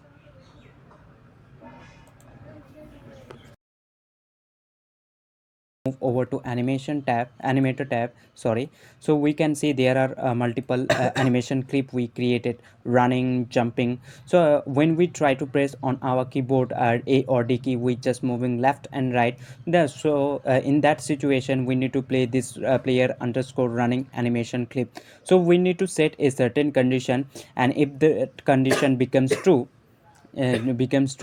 then we should play player underscore run animation clip. And we when we try to press on our keyboard space key, then we should play this jump animation clip right away. So we need to make transition between this animation clip. To do so, in the left side you can see parameter tab. Okay, layers, we have parameters. So click on this plus icon. Firstly, make transition. To make transition, right click on player underscore idle to player underscore run, because we're gonna go over to player underscore run animation clip when we try to press on our keyboard A or D key. Okay, so that is the reason. And select this arrow. Select this arrow and you can see has exit time. What does it mean? So has exit time, it's basically it will play as you can see 0.51. So it will play 0.51% of this player underscore idle animation clip, and after it will move over to player underscore run animation clip. So what we have to do, we're gonna uncheck this. Okay, so it will not play, it will go right away to player underscore running animation clip when we try to press on our keyboard A or D key. So it will go immediately. And let's choose fixed duration to uncheck, as well as let's choose transition duration to 0, because we don't want any delay to go over to player underscore run animation clip. As soon as we press or hold down A or D key, we should play player underscore running animation clip. Okay, I hope you get the idea. So in the bottom you can see condition. So we need to choose a condition, in which condition we want to go. So we need to set some certain condition, and if those condition becomes true, then we should play this running animation clip. So in the left side, as you can see parameter tab, so hit this plus icon. Okay, and select this float, the first parameter. Let's call this one to run. Okay, run. And what we want to do, we want to set this parameter to 1, or a some greater than smaller number. Okay, in the right you can see condition. Okay, so click on this arrow and choose this run. Okay, so we want to set this parameter as parameter a greater number with some smaller number compared to some smaller number. Okay, so in the over here run is greater than, let's choose a smaller number like zero point 0.1. So if I set this to 1, and we know 1 is greater than zero point 0.1, so the condition becomes true. And if that condition is true, so it will move over to player underscore running animation clip right away. Okay, so if I hit this play button in the top, so you can choose a some smaller number. Okay, some smaller number, you can test around with that. So if run parameter is greater than zero point 0.1, so if we set this run parameter to be 1, so we know 1 is greater than 0.1. Oh, okay, so the condition becomes true, and if it's true, it will play this player underscore running animation clip right away. Let's set this one to 1. So as you can see, one I try to set this 1, so as you can see it's playing that player underscore running animation clip right away, because we know run, if we set this 1 to 1, which is 1 is greater than zero point 0.1, which is definitely true, the condition becomes true. So that is the reason it's playing right over player underscore running animation clip right away. I hope you get the idea. So we also need to get back to player underscore idle animation clip. Okay, once we are not holding down A or D key, we also need to go back to that animation clip. So if we want to say, so we need to set a smaller number. Okay, so we also need to make transition back to idle. To do so, right click on player underscore run animation clip. Okay, and go back to select on this player underscore ideal animation clip and select this arrow. We need to choose a some certain condition. So firstly the obvious one I'm gonna uncheck because we gonna go immediately, and we also need to don't wanna delay, so let's choose 0 and uncheck this fixed duration, and let's go to down, and we need to choose a condition in which condition we want to go. So with a smaller number we want to set, so hit this plus icon. So in this condition we will choose this less one, okay, this less one, and we will choose point 0.1, which is a smaller number, okay. So if we set this to 0, and we know 0 is lesser than zero point 0.1, okay, 0 is lesser than zero point 0.1, so the condition becomes true. When we try to set this run parameter to 0, it will play the player underscore running ideal animation clip right away, because we know 0, if we set this run parameter to 0, so 0 will be lesser than zero point 0.1, we know, which of course it's a true condition, okay. So if I now hit this play hit this play button, okay, once we try to set this run parameter to 1, it will play the running animation clip, okay, right away. So just wait. So if I set this to 1, so as you can see it's playing the running animation clip because the condition is true. Now if I set this to 0, as you can see the player until animation clip just playing over and again and again, because 0 is lesser than zero point 0.1. You have to set that some smaller number. I hope you get the idea how it works. So we also need to make transition to jump animation clip as well, depending upon if we hold down if we press on our keyboard space key or not. If we do, then we should play the jump animation clip. So we need to make transition from both of these states, okay, from running, jumping, from any state we want to jump right away. So right click on this player underscore run idle animation clip and make transition to player jump animation clip, and also do the same thing for from player running and animation clip, okay. So when we are running and try to press on our keyboard space key, then we should jump, okay. So we should play this jump animation clip, so we need to make transition. So right click on that player underscore run animation clip and make transition to player underscore jump animation clip, okay, sorry. And we need to choose a condition in which condition we want to go. So for this jump, what we want to do, we want to set a bool parameter, okay. So in the parameter tab you can see plus icon, so hit this one more time and select this time bool, okay. Let's call this one to jump, okay, jump.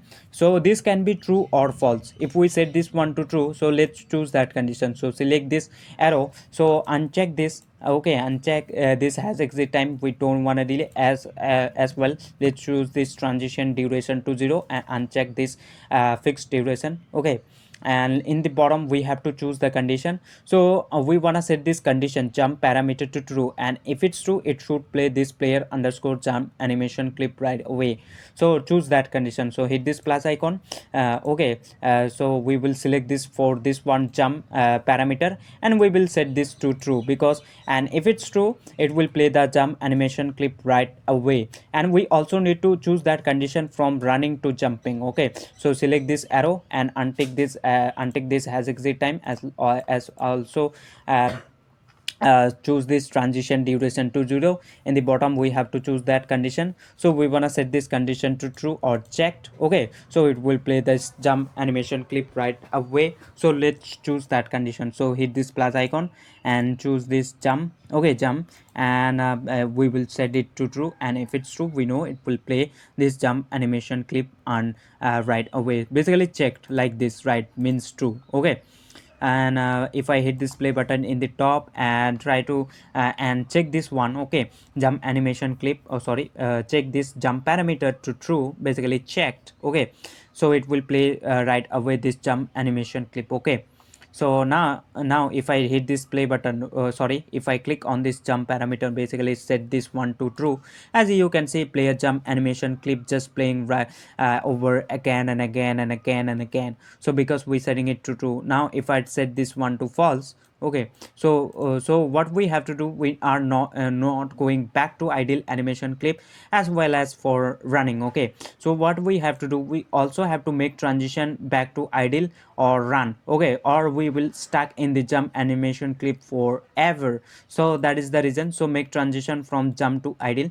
To do so, right click on player underscore jump animation clip and make transition to player underscore run idle animation clip, and as well do the same thing for this player underscore run. Okay, so right click on player jump and make transition to player underscore run animation clip, depending upon if we just holding down A or D key or not. So let's choose the condition. When why should we go back to player underscore go back to idle animation clip? Okay, we need to choose that condition. So select this arrow back. Okay, firstly we're gonna untick this has exit time. As soon as we are not moving, okay, or we are grounded, we should not play jump animation clip. Okay, so that is the reason we just untick has exit time, and let's choose this transition duration to 0 and untick this fixed duration, and let's choose the condition. So the first condition, what we want to do, we want to set this run parameter to lesser than 0.1 or some smaller number. Okay, so we know if the run parameter is lesser than zero point 0.1, if we set this run parameter to 0, we know it will play the idle animation clip right away. So if we set this to 0, so 0 is definitely a lesser number zero point 0.1. Okay, so the condition is true, so it will play that player underscore run idle animation clip. But we also need to choose a second condition, and the second condition is that, so hit this plus icon.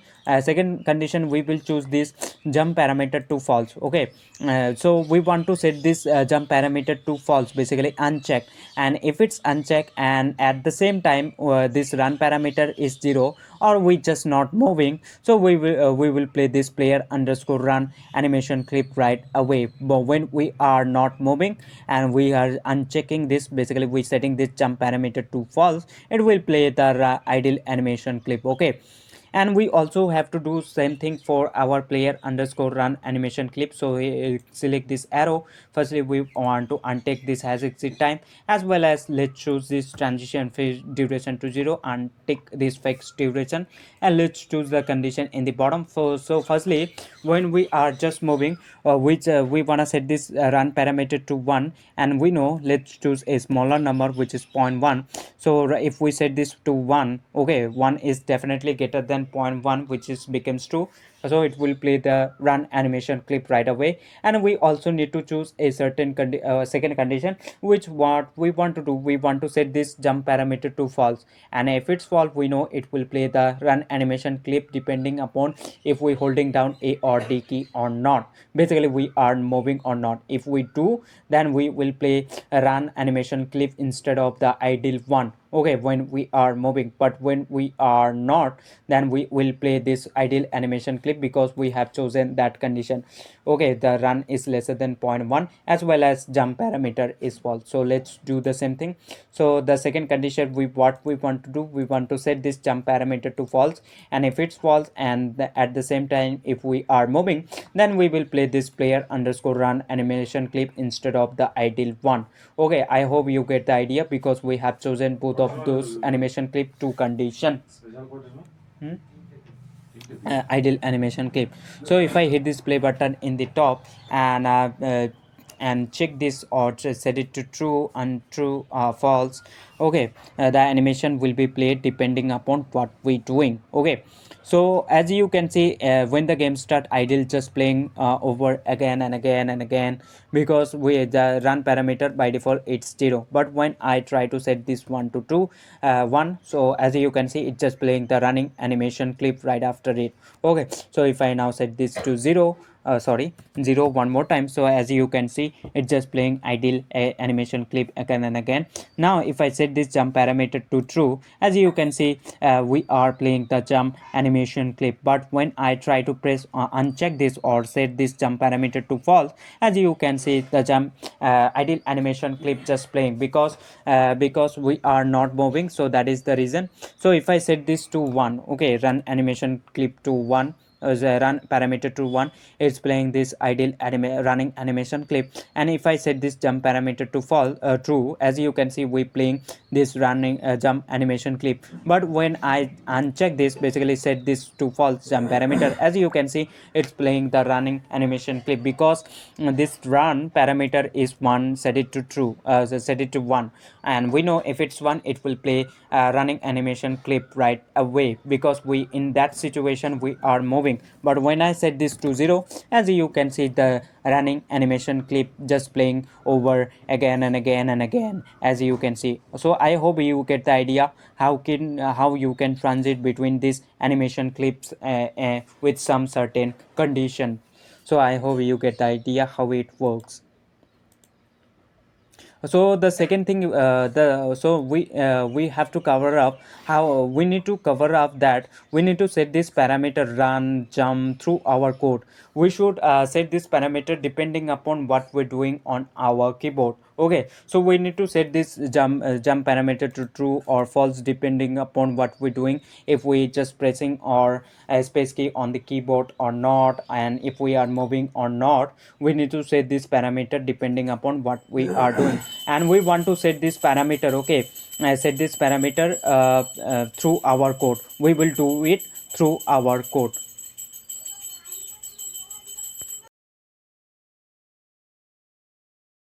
Through our code, let's open that up by double clicking on it. Firstly, we need to grab the animator component of this animation clips. So as you can see, as animator component has added while we created those animation clip idle run jump, as you can see in the player game object, and there goes a plus sign. Okay, so what we need to go over to overrides and click on apply all, so it will change in the prefab as well. So if I open up the prefab game object of this player, okay, so if I head over to prefabs, then player, okay, so we cannot able to see an animator component to prefab game object. So that is the thing. Now if I click on player, then click on overrides, then apply all, and now if I go to player game object, okay, oh, let's open that up by double clicking on it. As you can see, player animator component has been added as well to this player prefab game object as well. So that is the reason of doing it. It will change in the prefab as well. So I'm gonna go over to scene view one more time. Okay, so let's open up our script. Before that, well, we need this animator component reference. Okay, then we can switch up our animation depending upon what we're doing over here, as you can see. So so let's grab the reference of this animator component first. So let's open up our script. Let's go to top of our class. Okay, underneath rigid body, let's create another public field for animator component. Okay, public animator, animator, let's call this player animator. Okay, player animator, or simply for animator. Close that off with semicolon, control s to save your code. By default this one will be empty field. Okay, so if I head back to Unity, make sure you marked as public, so you gonna able to see underneath of our rigid body slot, and that will be empty. So what we have to do, we need to drag this animator component right there in corresponding slot right there. Okay, so just wait for to compile, and that field will pop out right away underneath our rigid body slot. Okay, so just wait for to compile, and then you gonna able to see that. So just wait for to compile. So so as you can see animator which says none, which is empty, so we need to drag this animator component right there. Now we have the player animator, as you can notice. Okay, so let's open up the script one more time, because we have the reference. Now we can switch up animation depending upon what we're doing. So let's move over to this update function. Okay, update function, and we will check for so we have to use this if condition. If, okay, if movement, okay, if movement is greater than point 1 or some smaller number, as we set in animator tab. Okay, if I move to animator tab, as you can see, run, if I select one of this transition, we can see we chosen point 1. Okay, so that is the thing we putting over here, point 1. So if movement is greater than point 1, if that is the case, then make some curly brackets. Okay, so basically what we doing, if movement is greater than point 1, basically means we pressing D key. When we try to press D key, movement will be greater than 0, we know. Okay, movement will be 1, so possibly movement so over here we can see movement equal to input dot get axis horizontal. Okay, so the movement will be 1 when we try to press D key. Okay, D key. So this condition over here becomes true. If that is the case, we should play running animation clip, because we know we will go over to right direction. Okay, we will move. So in that situation we should play running animation clip. So what we need to do, we need to move over to this animator component. Okay, so if I select this player game object, we need to move this animator component, and by this reference we have to set this value, which is the run one. Okay, so let's go over to animator. We have the reference, we know. Then we have to set the float. Okay, set float, we have to use this function because this is a float parameter. Okay, we said this run parameter is a float, so that is the thing. And set float parameter will take two arguments. Firstly the parameter name, so in my case this, and make sure you just spelling it correct as you did over here. We can see which is capitalized R and U and N.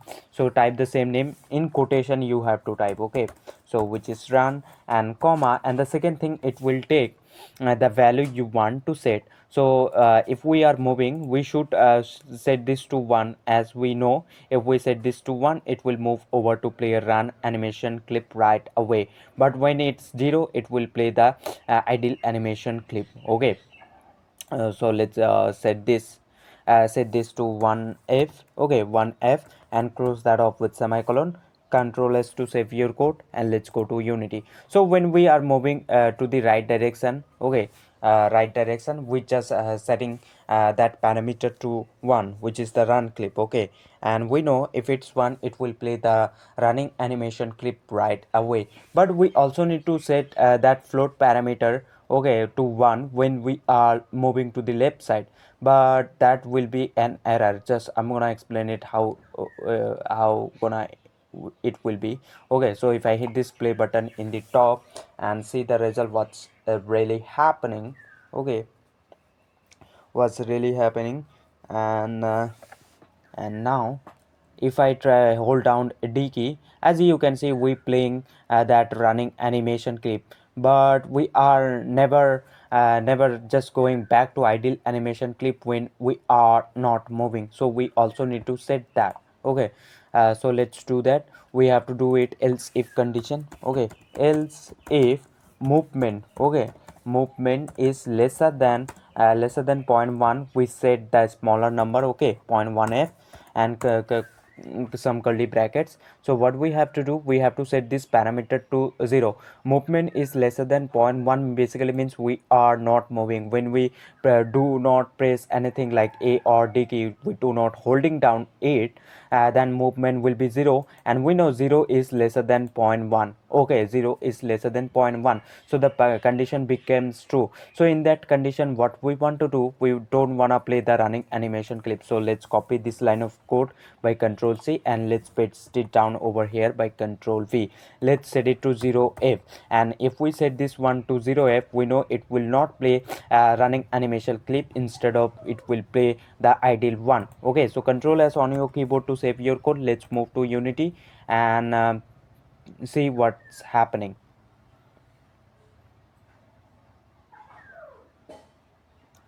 So just wait for to compile, and let's see what's happening. But we also need to set that running animation clip when we are moving to the left direction. I'm gonna explain it in a bit, just wait.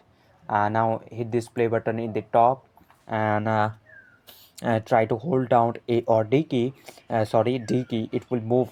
But when do not press nothing, okay, when we are not pressing anything, A or D key, it will play this idle animation clip. So if I hold down D, as you can see, I'm playing that running animation clip when we holding down D key, but we also should play when we are moving to the left direction. Okay, left direction, we should play this running animation clip when we are moving to the left direction. Okay, so the thing is that over here, okay, so when we try to press a key, we know this movement will be -1, and -1 is not greater than zero point 0.1, it's lesser than zero point 0.1. Okay, it's lesser than zero point 0.1. So when we try to press a hold down a key, it will move to the left direction. Okay, and in that situation movement will be -1, and we know movement, say in that situation movement is not greater than zero point 0.1, it's a lesser number which is lesser than 0. So what we want to do, we need to cast this into into positive value even we are moving to the left direction. Okay, let's suppose we are moving to the left direction, movement will be -1. So we're gonna use a function that will convert a negative value to a positive value. Okay, we have to cast this into mathf dot a b ifs. Okay, and cast this into a brackets. Okay, um, brackets, we just taking this movement, and what we doing, this mathf dot ifs basically means absolute, it will convert a negative value to a positive value. Okay, even if we are moving to the left direction, the minus movement will be plus movement, means -1 will be +1, and we know +1 is greater than zero point 0.1 now, so it will play this running animation clip. I hope you get the idea how it works. It converts mathf.apes movement, okay, to a positive number. So control s on your keyboard to save your code. Let's move to Unity and see, even we are moving to the left side. Okay, holding down a key, the movement will be -1 to +1, and we know +1 is greater than zero point 0.1, so it will play that running animation clip right away. So just wait for to compile and see the result, what's it's really happening. So if I hit this play button in the top,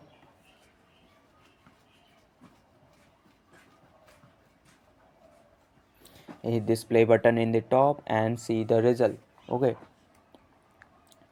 so as you can see, when we are holding down a key, it's just moving to the left direction as well.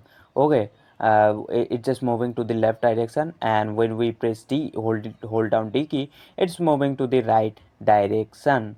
I hope you get the idea how it works. Okay, sorry, how it works.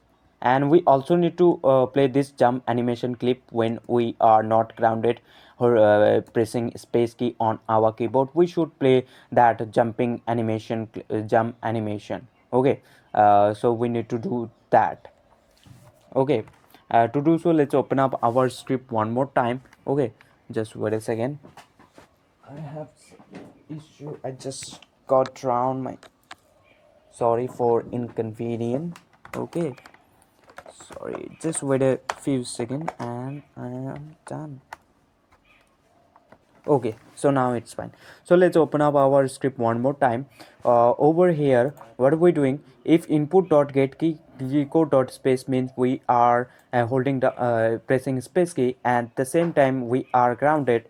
What we doing, we just calling this jump function just adding a force to the y-axis, and after that we setting is ground to false. So when we are jumping, we also should play that jump animation clip. So we need to firstly go over to this animator tab, then by this animator component, and by this we have to set this jump parameter to be true, and we know if it's we set this to true, it will play this jump animation clip right away. So let's set that. Okay, to set that, after jumping, let's set this. So animator, okay, animator that set bool, because we know that is a bool parameter. Okay, set bool and makes brackets. So basically this a bool parameter we set jump, so that is the thing why we have to type animator dot set bool. So as a first argument, it will take the name or the parameter name, which is same you have to type over here as you did in animator, which is jump, capitalized J, so which is jump. Okay, jump, and we have to set the parameter. Okay, value, set the value. So in this case we need to set this to true. Okay, and if we set this to true, we know it will go right away and play jump animation clip. Okay, and close that off with semicolon, control S to save your code. Let's move to Unity, and when we hold down, sorry, press space key, it will play the jump animation clip right away. Okay, it will play the jump animation clip right away. So just wait for to compile and you're gonna able to see that. So now if I hit this play button in the top and try to jump or try to press space key on keyboard, okay, on keyboard it will play the jump animation clip. Okay, so now if I press space key, so as you can see, we played the jump animation clip, and the thing is that we are not never going back to idle or running animation clip depending upon what we're doing. So we just stuck in the jump animation clip forever. So if we set this to false jump parameter, it will go over to idle animation clip or running depending upon if we are moving or not. So we also need to set this jump parameter to be false. If it's false, it will play both of these, okay, any of them. So if I set this false, as you can see, so we also need to set this parameter false. But when we are at collide with this ground, we are in that situation, we will no longer be able will be available for in sky, we know. Okay, we will touch with the ground. So in that situation we should play this idle or running depending upon if we are moving or not. Okay, so when we collide with this, we should play that idle or running. Okay, so let's go over to script one more time, and we over here we know we use it this on collision inter 2D function. Okay, and this function we know it just get called when we collide with something, and we are checking over here whatever we have collided with. If that game object has tag ground, and we assign it that ground as a ground tag. If I select this ground and move to inspector, we can see we assign it this tag ground as a ground tag. But if you haven't, which will be untagged, so you need to click on this add tag and hit this plus icon, name the tag you want to, and go to again that game object and assign that tag whatever you have named.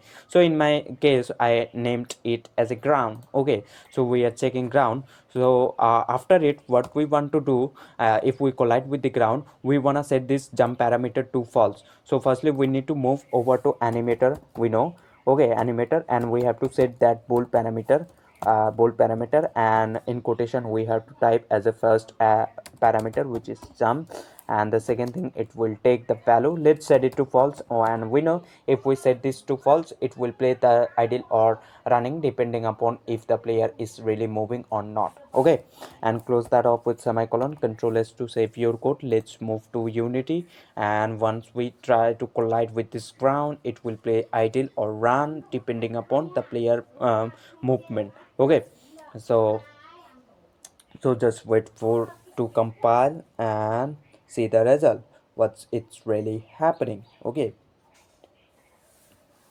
now if I hit this play button in the top and play the game, right away we will just fall down due to gravity on the ground. And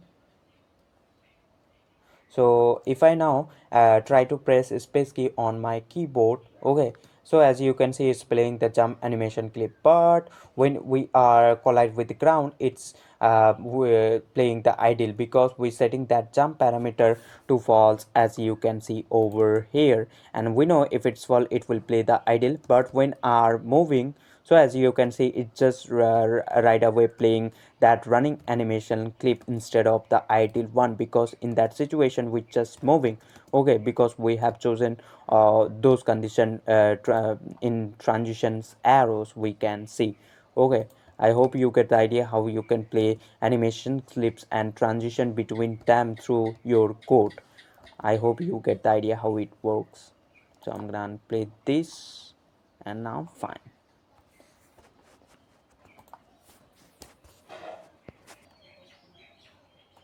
Let's create the tile. Okay, tile maps or tiles you can say. I have over here in the terrain. Okay, So to create tile sets or setting environment, let's create a tile map. Okay, tile map. So for that we need to go over to hierarchy, right click on hierarchy, then go to 2D object, then in the bottom you can see tile map, and then in the bottom you can see, or you can also see rectangular. So select that. Now it will set the grid. As you can see, there are a lot of grids. Okay, tile map. So open this tile palette. Okay, before it, what we have to do, if we select this terrain, it's not gutted off individually. If we select this terrain, click on sprite editor. Okay, we need to slice them up into pieces like 16 by 16 or 64 by 64, basically means pieces.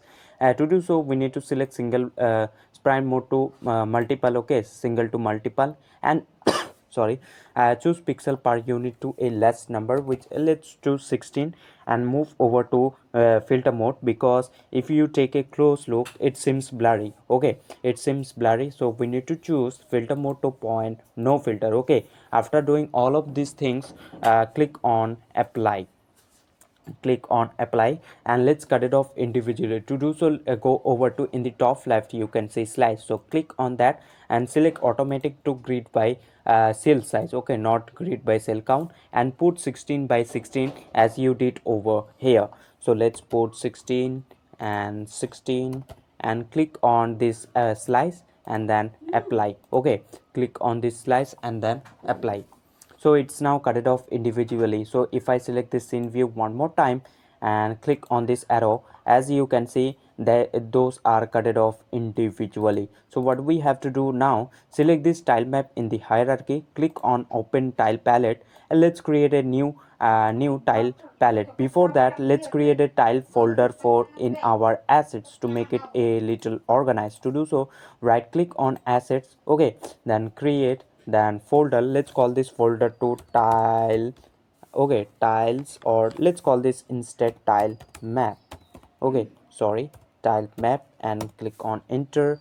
Okay, let's create the tile palette. So you can see in the top no valid palette, so click on that and create a new tile palette. Let's name this tile palette to like something like tile, and let's click on this create, and we will go over to assets, and we know we created a folder, it's called tile map in assets, so we will move over to that. Let's open that up folder and select that folder, and now it's fine. Let's drag this sprite. If I move to terrain where the sprite, whole sprite is living there. Okay, let's go there, which is terrain over here. Let's drag whole sprite sheet right there into this tile. Okay, so we will move over to one more time assets, then tile map. Okay, and select that folder. Now it's fine, it importing all of the sprites or tiles over there. As you can see, it's now fitted up. So I'm gonna delete this ground for now. Okay, delete this ground for now. Let's try. We are ready to place our tiles, so I'm gonna paste any of them. You can choose, it's up to you. Let's choose this one. Okay, so you can place tile over here. This called brush tools. You can just paint your tiles wherever you want, and if you just mess, you can select this eraser tool. Okay, or for the shortcut key for D, if I to press on D key, it will move over to this eraser tool. You can erase the tiles like this.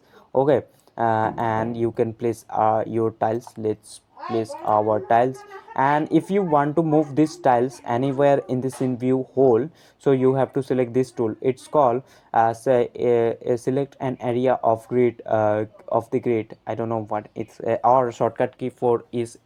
Okay, for this tool you can select like this, and you can select this move tool. Okay, or brush move selection. Okay, by selecting this you can move this grid anywhere in the anywhere you want. So that is cool thing you can do. And if you want to make a copy of this grid, okay, copy of this, so you can select the sorry, yes, it's called new brush tool. Okay, and shortcut key for is I, so you can select like this, and you can make a copy and you can paste it wherever you want like this. I hope you get the idea how it works. So I'm gonna erase this for now. Let's create a simple ground. Sorry. Let's copy this and let's paste it over here. I'm gonna select this one, let's paste it over here, and just play around with this and you will get hang of it. I'm gonna paste it. Now it's fine. So now if we hit this play button, okay, if we hit this play button, and due to gravity we will fall down, okay, but we won't able to land on top of this ground because we haven't added any collider to this ground yet. We only added to player game object. So as you seen, the player just goes through inside of this ground, okay. So what we have to do, we need to add a collider to this tile, okay. To do so, select this tile map, okay. We need to add a tile map collider. So select the tile map and go over to inspector. Over there, let's call up it for now and click on this hit at component, find their tile map collider, okay. Tile map collider, the tile map collider. Now it's added individually box collider to each tile, okay. Now if I hit this play button, okay, hit this play button, and try we will fall down due to gravity, and we will land top of this tile map, okay, or this ground we can say. So as you can see, we just landed top of it. But the thing is, I can not going back to I guess back to idle or running animation clip depending upon what we're doing. The thing is that we haven't assigned this ground or this tile as a ground tag. So when we are going back to idle or running, it's just checking if we collided with the ground tag or not. And we know that we haven't assigned this ground tag yet, so it's not checking it. So what we have to do, select this tile map and go over to inspector and select which is untagged, okay, to ground. Now we assign it this tile map, okay, or this, let's call this instead ground. I'm gonna call this instead ground, ground, okay, ground. And if I hit this play button now, that animation will be fine now, and we're gonna able to jump on it, okay. So just wait for to compile. So just wait for to compile. And if I, so as you can see, we are playing idle animation clip as well as the running, depending upon if the player is really moving or not, because we assigned this tile map as a ground. Now this is our ground now, you can say. And the thing is that if you want to collapse this box collider at once, what you have to do, you have to add another component.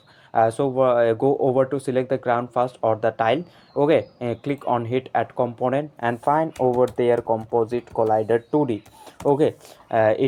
So what you have to do over here, it will add a rigid body 2D component by itself. Once you try to add composite collider 2D by it will add definitely, okay. So select body type to kinematic in rigid body, and collision detection to select continuous, okay, for continuously detect the collision, and select interpolate which says none to interpolate, okay. So when it's fine, click on this, go over to tile map collider and click on this used by composite collider, okay. Sorry, used by composite, just check this box. As you can see, the box collider or the green line just get collapsed at once, according to size of the ground. So that is the cool thing, okay, of doing it and collapsing your collider at once. So if I hit this play button now, it will work fine as it was before, okay. We can jump on it, we can play around, okay. Play around, uh, as you can see, we can jump, we can just run, and it's work fine. So we need to create the environment. You can play around with the tiles, okay. If I open this tile palette, and I can make something like this, I guess you can choose any of them. Let's choose, okay, I'm gonna choose this one like this, okay. You can choose any you want. I want to choose this one.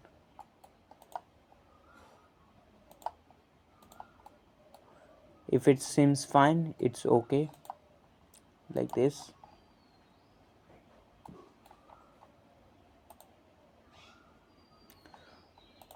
I'm gonna do it over here, and you can just copy this, and I'm gonna paste it over here like this.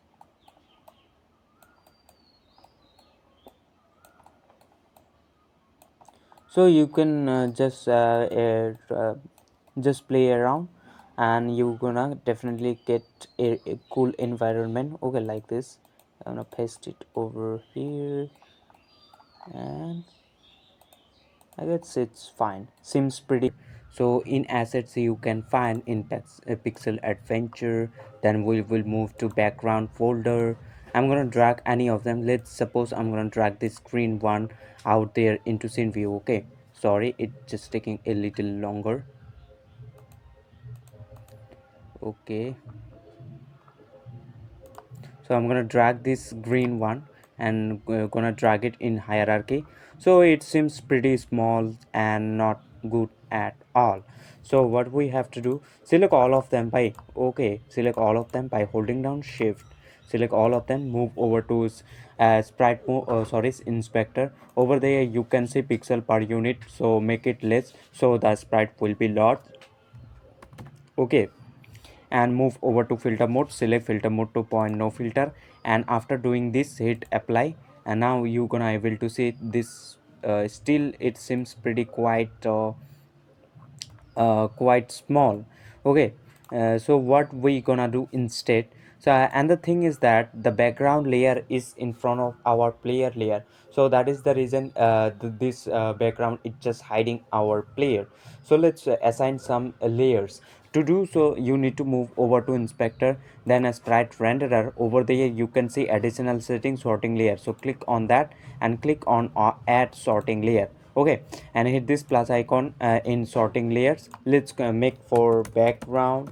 Okay, background, and also make for player. Okay, player. What we gonna do, we're gonna take this background all the way behind, and we will take this player all the way to the up, so it will be in front of our background. Okay, so if I move to player game object one more time, sorry, green, this background, I'm gonna assign that sorting layer. Firstly move to sprite renderer, then assign that background. Now the background layer is all the way behind, and I'm gonna select this player, and for player I'm gonna choose player layer. So I'm gonna go over to sprite renderer, then sorting layer, will choose player. Now it's fine. Okay, now it's fine. The problem is that this background is still too much small. So how we can make it a little bigger? Okay, so let's make it 5. Let's scale it up. Okay, 5 in the x, 5 in the y.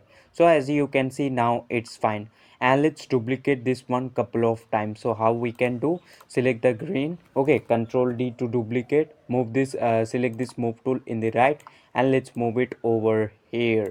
Okay, like 20, I guess 20 would be fine, and duplicate one more time. Couple of times you should duplicate it. So let's duplicate one more time. Let's move it 20, 20, 40. So let's move it over to 40, and now 40, it's just fading out, fitting in. Okay, so we have created 3 backgrounds, and okay, so let's make it a little more cleaner, the hierarchy. To make it more cleaner, let's create an empty game object, and let's drag all of this background out there. You need to just place on it. So so go over to hierarchy first, right click on it, create an empty game object. Let's call this game object to backgrounds. Okay, backgrounds, and go over to transform, right click and reset the transform. Okay, and select an icon if you like. I'm gonna select this green one for now, and let's take all of this round by holding down shift, and place it top of this background. Now it's fine. Okay, now it's fine. So I'm gonna take this background and gonna make it prefab. If you lost or delete from this in VO, you won't able to restore it, so that's the reason.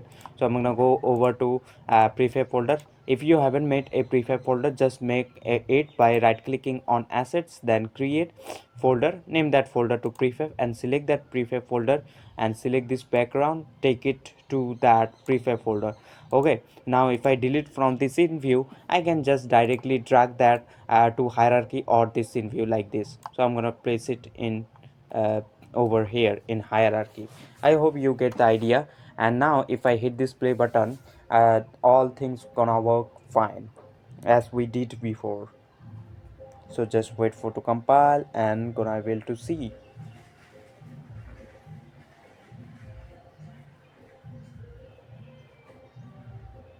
now.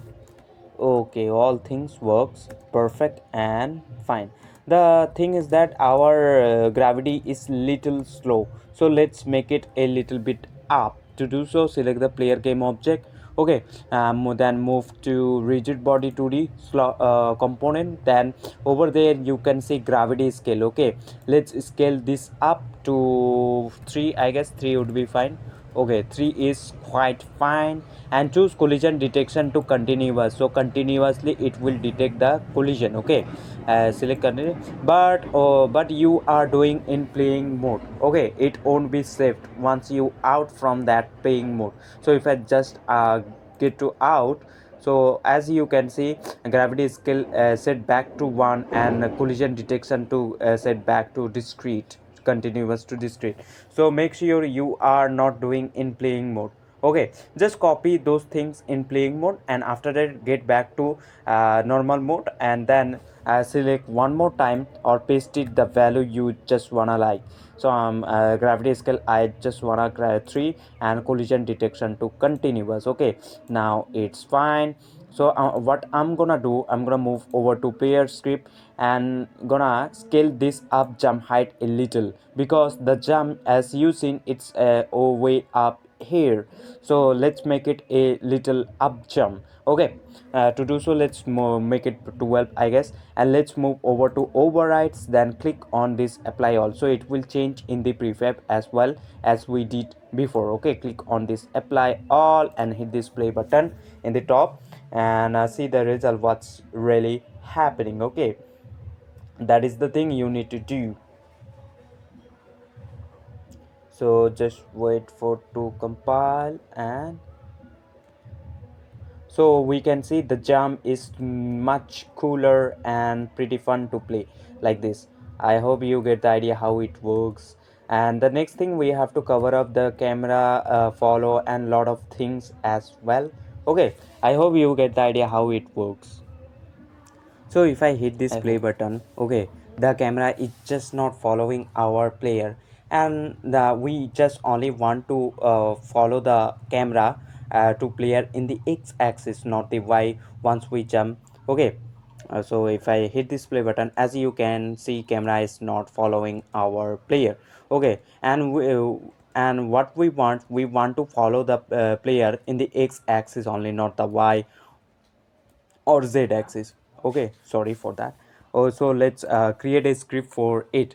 To do so, move to assets, then script folder, right click, create C# script, name it to follow or anything you like, and select this main camera. Okay, select main camera game object and drag that script to follow add component section. Okay, or you can find this, click on add component and find the script by typing it the name of the script and attach it. Okay, once you attach, double click that to open up in Visual Studio. Double click that to open up in Visual Studio. Let's remove these two namespaces in the top, we don't need it for now. Okay, and also what we want to do to follow the player, okay, we need the player position.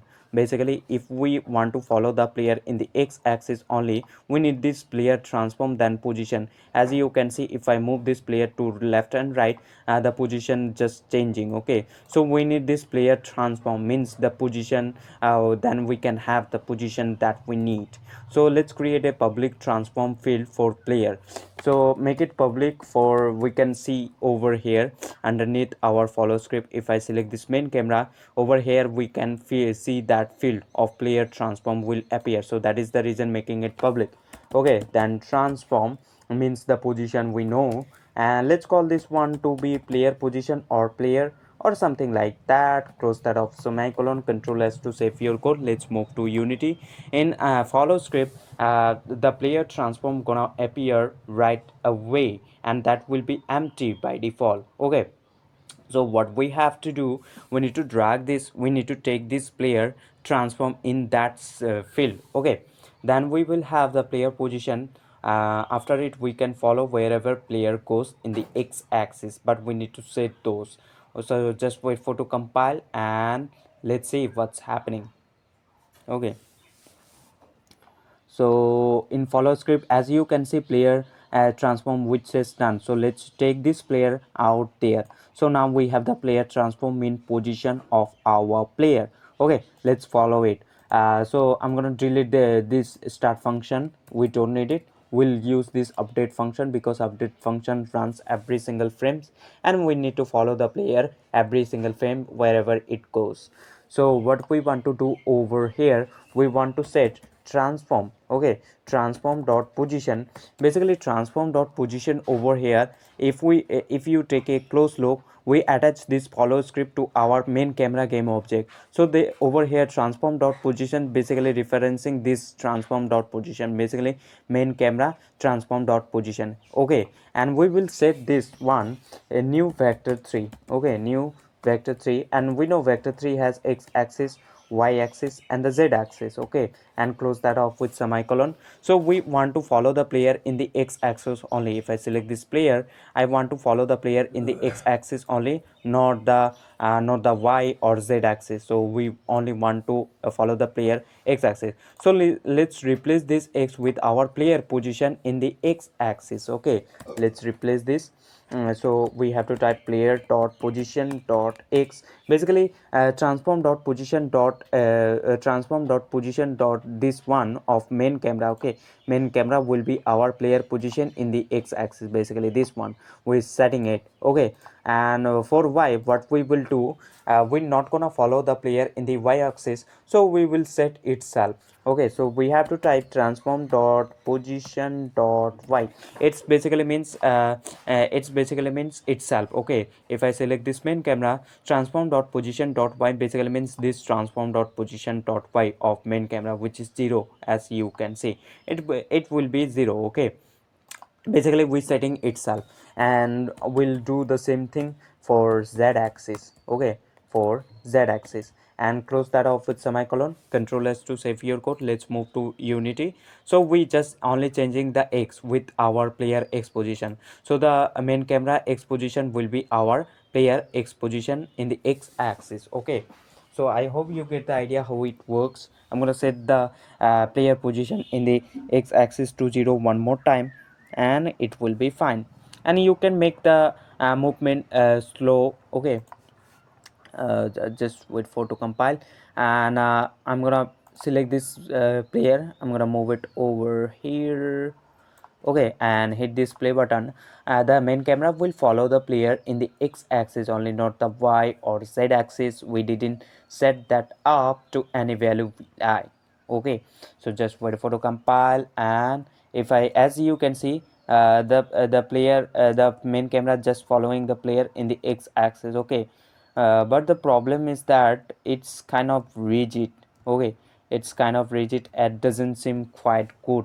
So what we want to do, we want to make it a little smooth.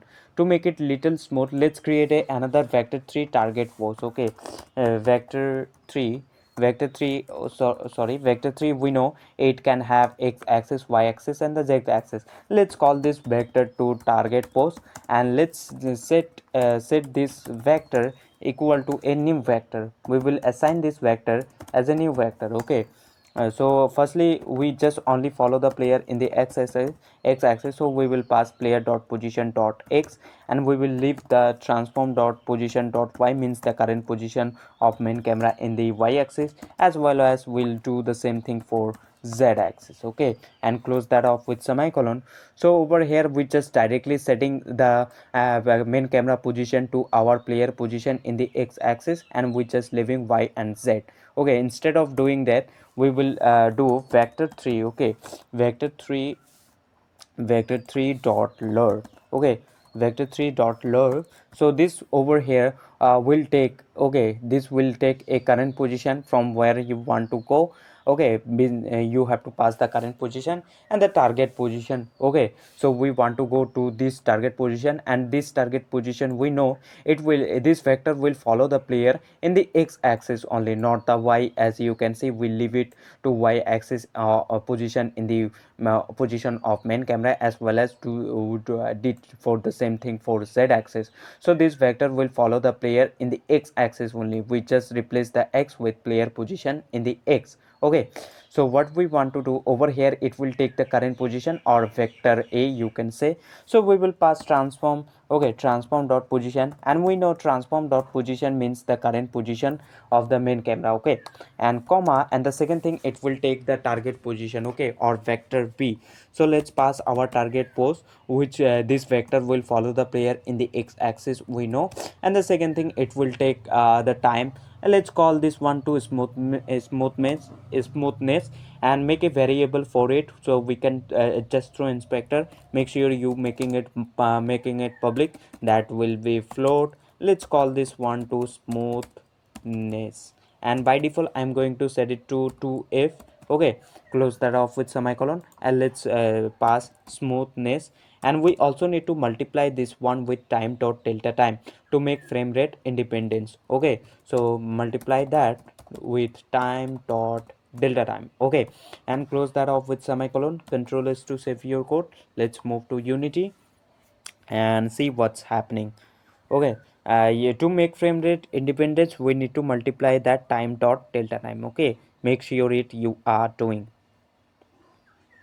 So just wait for to compile and see.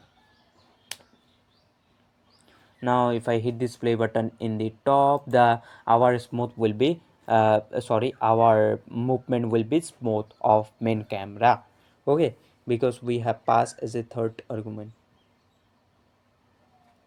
So if I now move, so if you take a close look, it's a little smooth now. Okay, I hope you get the idea how you can make your movement a little much cleaner and quite good and smooth, like this. Okay, I hope you get the idea how it works. So this is for now. I'm gonna unplay this.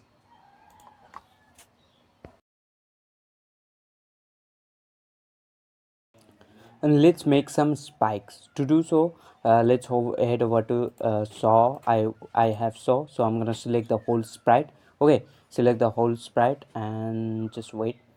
Select the whole sprite and click on sprite editor in the inspector. Okay, so as you can see, there are multiple sprites, 1 2 3 4 5 6. So we have multiple. Okay, so that we need to select sprite mode to a single to multiple, because there are multiple sprites, and choose pixel per unit to 16 to make it a large. Okay, and it if you take a close look, it seems blurry, so we need to select filter mode to point of filter. And after doing all of those things, click on apply, and now we need to cut them all individually. To cut them all individually, you need to move over to slice in the top left, then automatic to select grid by cell count, and count how many columns and rows it has. It has 8 columns and 1 row, so we will put 8 columns and 1 row. Click on slice and then click on apply in the top right, and we are done. So I'm gonna select this scene view one more time. So if I click on this arrow, as you can see, it's cut it off individually. So I'm gonna drag one of them into the scene view like this. So as you can see, it's pretty big. Okay, let's call this one to show instead. Okay, let's call this one to show, and we need to make the animation. Okay, we need to make the animation. To make the animation, we need animation tab. So I'm gonna drag this animation tab over here. Okay, and select the saw game object and hit this create button to create your animation. Sorry, and let's move over to assets. Okay, assets in the top, and then we created this animation folder, so let's go over to that, and let's create a subfolder for our spikes. So right click on it and new folder. Let's call this to spike underscore animation. Okay, spike underscore animation. Hit enter. Let's open that up subfolder, and let's rename this animation to saw animation or saw, something like that. Click on save. And what we have to do, we need to drag all of the sprites out here in animation tab to create the animation. Okay, so before that you have to hit this record button to record your animation. Okay, and select all of them by holding down shift and move it over to animation tab. And now if we hit this play button, we can see the saw is just rotating. So I'm gonna make spaces between these sprites a little up, something like 20, to make it a little cool or fine. So now it's pretty fine and good. So once you done, I'm gonna drag this animation tab once again to down, because we have created this animation now. So what we have to do, uh, so let's add up a box collider, sorry, circle collider to this game object, or else we won't able to detect any collision. So if I hit this play button, we will just surpass through this saw right away, because we don't have any collider added to this saw game object. Okay, and we also need to create a saw script for it. Okay, so if I, so as you can see, we can surpass, we don't have any attacks, or we are not dying, so all that kind of stuff. So what we have to do, we have to attach a collider to this collider to this saw game object. So what you have to do, select the game object first and click on add component in inspector, and find over there circle collider 2D or any collider you like. So I edit the collider as the size of the sprite, just match that up. I'm gonna make the radius a little bit down like this, and click on is triggered to true, or you can leave as it is. I'm gonna leave as it is. So now if I hit this play button in the top, the player will detect the collision right away. Okay, so just wait for to compile and gonna able to see that change. Okay, so if I now collide with the saw, as you can see, we are able to detect our collision. So that is a cool thing. So once we collide with this saw, we should die, player should die. Okay, before it, what I want to do, so I'm gonna leave as it is. So let's create instead a script, sorry, not script. Let's open up our player script right away by double click that, or it by open that up in Visual Studio. So what we have to do, we're gonna use this on collision inter 2D function. Okay, make sure you added this function to your script by typing as the same name as I did over here, void on collision. You don't need this one. Okay, so void on collision inter 2D function get called when we collide with something we know, and we can extract info whatever we have collided with by going to this other. We can extract info like name, tag, collider, rigid body, anything we like. So over here in the down, we will check, okay, whatever we have collided with. Firstly we gonna assign this saw as a saw game object. To do so, select the game object first and move over to inspector. Over there you can see tag which is untagged, so click on that and click on add tag and hit this plus icon. Let's call this one to saw and save it. Let's move over to that game object one more time and assign that tag which is untagged to saw. Now we assigned this game object or this collider as a saw tag. So let's open up our script one more time, and over here we will check whatever we have collided with. If other dot collider dot tag, okay, tag if it's equals to saw. Okay, so if that is the case, then debug.log, then let's create a separate function for our die. So let's go to bottom over here. For function we have to type void, let's call this function to die, make first bracket and some curly brackets. So what we want to do inside of this function, for now let's print out a message in the console. Okay, so we have to type debug.log, okay, in quotation let's say player died, and close that off with semicolon. Control S to save your code, and let's call this function. Okay, and what this function will do, it will just print out the message in the console says player died. Okay, so this function get called when we collide with something, and over here we checking whatever we have collided with, if that game object or that collider has tag saw, and we know we assigned it that show game object as a saw tag, so we definitely gonna collide with that. Okay, so if that the situation goes, so let's call this die function, and we know what die function is doing. So die, and close that off with semicolon, control S to save your code. Let's move to Unity, and once we collide with this saw game object, okay, that message will pop out right away. Okay, so will popped out right away, so just wait for to compile and you're gonna able to see that.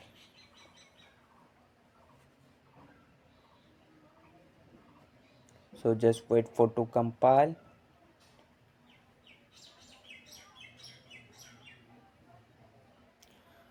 It's taking a little longer time, sorry for it, but it's fine. So once you done, just try to collide with that saw game object, and that message will pop out right away. So if I hit this play button in the top, okay, hit this play button in the top and try to collide with this saw game object, we will the message will pop out in the console right away. So select the console first in the bottom.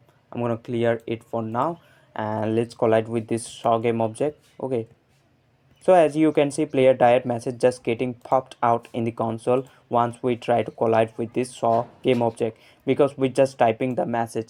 So instead of printing out message, we want to destroy this player game object right away. Okay, so what we have to do after printing out message, let's destroy it. So we have to use this destroy function, and destroy function over here will take the game object you want to destroy. So in our case, we want to destroy our player game object, means itself. We attach this player script to this player game object, as you can see. So we just wanna destroy itself. To destroy itself, we have to pass this dot game object, basically means it's referencing itself. Okay, and close that off with semicolon, control S to save your code. Let's move to Unity, and once okay, once we die or destroy our player game object, or sorry, once we collide with that show game object, we destroying our player game object right away.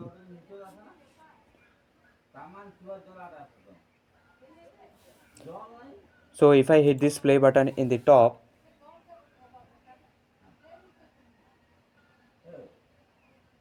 so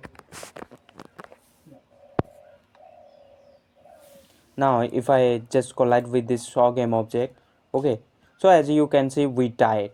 But the problem is an error message just getting popped out every single frame. Okay, so over here we can see transform has been destroyed, but you are still trying to access. So let's open that up error by double clicking on it. So over here we can see we just setting player position dot x. Okay, but we know we already destroyed our player game object, but over here this vector is still trying to finding that player x position, but we know it's not anymore in the scene or hierarchy. It just got deleted from the scene view, but over here we still trying to finding it. So that is the reason it's just showing that error. So what we want to do over here, before we follow the player in the x-axis, we need to check if the player is really in the scene view, or it's haven't destroyed yet or not. Okay, we need to check it. So we have to do in if condition if, and we will use this find object of type, and the object of type which is player, we know. Okay, player, and make some first brackets. So basically we finding object of type player. If we delete this player game object, this player script will also be destroyed, okay, with it. So we are finding object of player if it's equals to null, mean it's not our in our scene. If we delete this player game object, this player script will also be destroyed. So basically this or line over here means it's that thing. Okay, if find object of type player is equals to null, if that is the case, so make some curly brackets, type return. Okay, and basically after return, whatever you write, this line of code will not be execute anymore. Okay, will not be execute anymore. So this vector will not try to find the player position in the x-axis now, okay, once it's not in the lying on scene. So that is the thing. So control s on your keyboard to save your code. Let's move to Unity and see what happened. Okay, the error message will not be popped out anymore, but the thing is that it will be, because we also doing in another script, I guess. So just wait for to compile and you gonna able to see. Okay, I hope it won't be. So let's clear the console for now. If I hit this play button and try to collide with that show game object, our player game object will be all destroyed right away, and the error message will not be popped out anymore. So as you can see, error message not getting popped out, it's just saying player died and we destroyed our player game object right away. Okay, I hope you get the idea how it works. Let's create another spike. Okay, this is the saw one with just rotating. Let's create another one. So I'm gonna move over to pixel adventure, and then traps, and I'm gonna go over to spikes. Okay, so over here we have, so let's drag that to scene view. So that's this seems really pretty quite small, so let's make it bigger. So select the sprite first. Okay, sprite first and leave single sprite mode to single, because this will be at once. Okay, let's pixel per unit, let's make pixel per unit to 60, sorry, 16, and select filter mode to point no filter. After doing that, click on apply. Now it's a little bigger, but it still seem quite smaller. So let's make it a little bigger. Let's put 8 and click on apply, and now I guess it's fine. So I'm gonna select this. I'm gonna move this over here, I guess. Okay, I'm gonna move this over here. So let's move it over here instead, to check it first. Okay, let's call this ideal to instead spike. Okay, spikes or spike, something like that, and assign that spike game object as a spike tag. To do so, click on tag which is untagged, click on add tag, then hit this plus icon. Let's call this one spike and save it. Let's go to that game object one more time and assign that tag which is untagged to spike. Now we assign it this spike game object as a spike tag. Okay, so we also need to add a collider to this spike to get a collision detection, or else we won't able to do it. Okay, so hit this add component in spike and find over there polygon collider 2D, I guess it would be fine, and adjust the collider as the size of the sprite. So hit this edit collider and edit the collider as the size of the sprite. Okay, just match that up, and now it's pretty seems quite good and fun. Okay, sorry, fine. Okay, so what we want to do, I'm gonna unedit one more time. So we have this spike, so let's open up our player script one more time. Okay, one more time, and over here player script. So we are just checking if other dot collider dot tag show, means if we colliding with that show game object, we just calling this die function, and we know what die function is doing. So we also gonna check for that this spike. Okay, if we collide with this spike, we also gonna die, or also gonna destroy our player game object.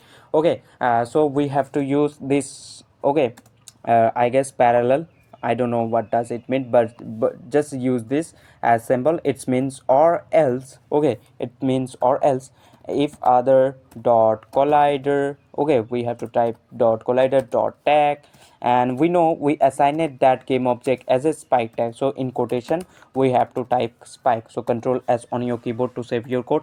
We checking both of these game object. If any of them get collide, player collide with any of them, this spike or this shop, then we just calling this die function. And die functions firstly just printing out the message in the console says player died, and we after it we destroying the player game object right away. Okay, so control s on your keyboard to save your code. Let's move to Unity and try to collide with this spikes. We also gonna die right away. So just wait for the compile and gonna able to see that.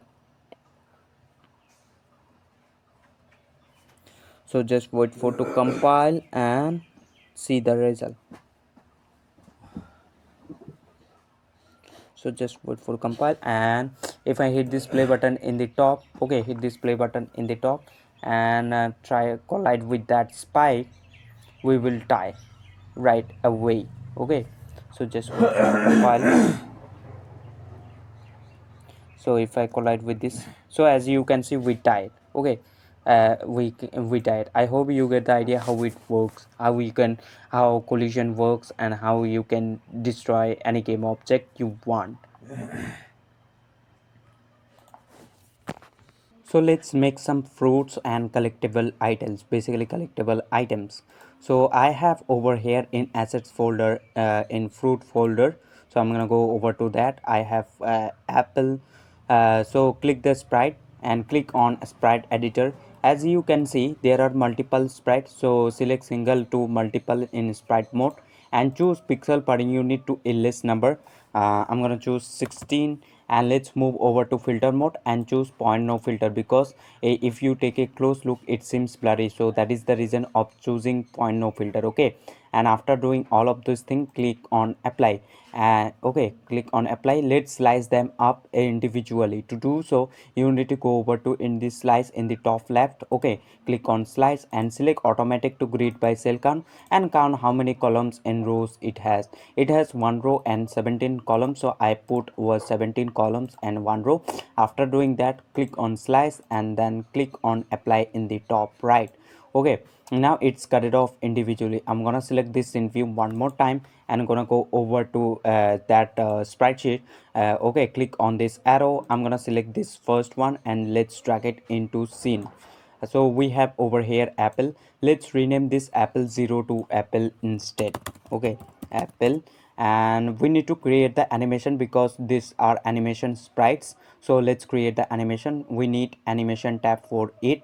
So I'm gonna drag this animation tab over here, select the apple game object and create click on this create button, and we will move to assets. In assets we created this animation folder we know, so let's open that up and let's create a subfolder for our apple animation to make it a little more organized and keep things clean and nice. Okay, so right click, new, new and folder. Let's call this folder to apple underscore animation. Okay, apple underscore animation, and hit enter to say click and open that folder subfolder, and let's rename this animation new animation to apple underscore apple animation or apple something like that. Click on save and click on this red button to record your animation and drag all of the sprites out here in animation tab. So click on that red button, so select all of them by holding down shift and move it over to animation tab.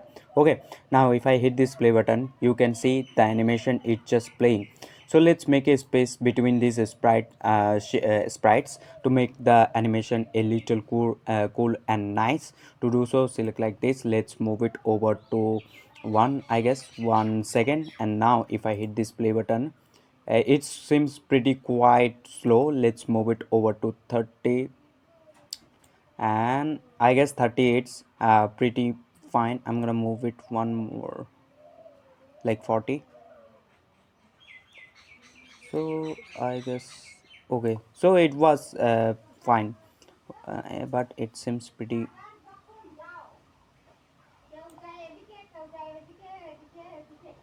I'm gonna move it to 30. Just play around with numbers and you are good to go. Okay, so once you done, click on this record button one more time. Now we have created the animation. I'm gonna drag this animation one more time in the down, and we are fine. If I hit this play button, this animation will be played right after the game starts. Okay, of apple animation which we created. So just wait for to compile, and you can see the apple animation is creating. But anyway, we are not colliding with this apple. Okay, we are not colliding with this apple. For it we need to add a collider to this apple game object as well for collision detection. Okay, so let's add that up. So select the apple game object and click on this add component and find over there any collider you like. I'm gonna add a circle collider to match up properly. And so as you can see, a green line just becomes once we try edit our collider. So let's adjust the collider as the size of the sprite. So you can go over to circle collider. In the bottom you can see radius, so let's make the radius a little bit down. I'm gonna do it something like 0.4. Now if you take a close look, it's pretty fine. I'm gonna offset the y a little bit up, and let's make the radius a little bit down, something like 0.35, I guess. I'm gonna move this offset a little bit down, something like this. Okay, 0 was fine. And once you done, click on is trigger to checked, okay, or true, you can say. So make sure you check this one. And what we want to do, we want to assign this apple game object as a apple tag to, okay, to get a collision detection which game object we are colliding with. Okay, to do so, select the apple game object first and go over to inspector. Over there you can see tag which is untagged, unassigned. So click on that and click on add tag. Hit this plus icon and let's rename this to apple as well. Save it and let's go back to that game object one more time and assign that tag which is untagged to apple. Now we assigned this apple game object as a apple tag. Okay, apple tag. Now what we want to do, if I hit this play button, okay, the collision will work fine, but we are anyway we not detecting it. Okay, we need to open up our script one more time so we can see when we just collide with this apple, we should collect it or destroy it instantly. Okay, to do so, let's open up our player script one more time. Okay, one more time, you can create a separate script for collision enter. Okay, firstly you need to move over to script folder or assets. Okay, right click, then create, choose your script, name it to on collision, something like collision, player collision, and select the player game object, drag that script to add component section. Okay, and double click that to open up in Visual Studio. But I'm gonna do with player script. I'm gonna go over to bottom. So over here we have this on collision enter 2D function. Okay, but we're not gonna use this. Instead we will use on trigger enter 2D function. Sorry, because if I select this apple game object and go over to circle collider, we can see we check this is triggered to true or checked. So that is the reason instead of using on collision enter 2D, we will use on trigger enter 2D, okay, function. So let's move over to script one more time and let's go to bottom. Over here in the down, okay, over here in the down we will use on trigger enter 2D function, and make sure you just typing as the name I did over here, else it will not work. So this function, okay, on trigger enter 2D function get called when we trigger with something. Okay, and we can extract info whatever we trigger it with by going to this other we going other parameter. Okay, we can extract info, example for a name, tag, collider, rigid body, train renderer, sprite renderer, or anything we like. Okay, anything we like, we want can extract info. Okay, extract info. So in my case, we want to check whatever we have triggered it with, if that game object has tag apple. So we know we assigned this apple game object as a apple tag, we can see over here in the inspector. So we want to check. Okay, so this function, we know where this function will let's firstly print out the name of the game object whatever we have triggered it with.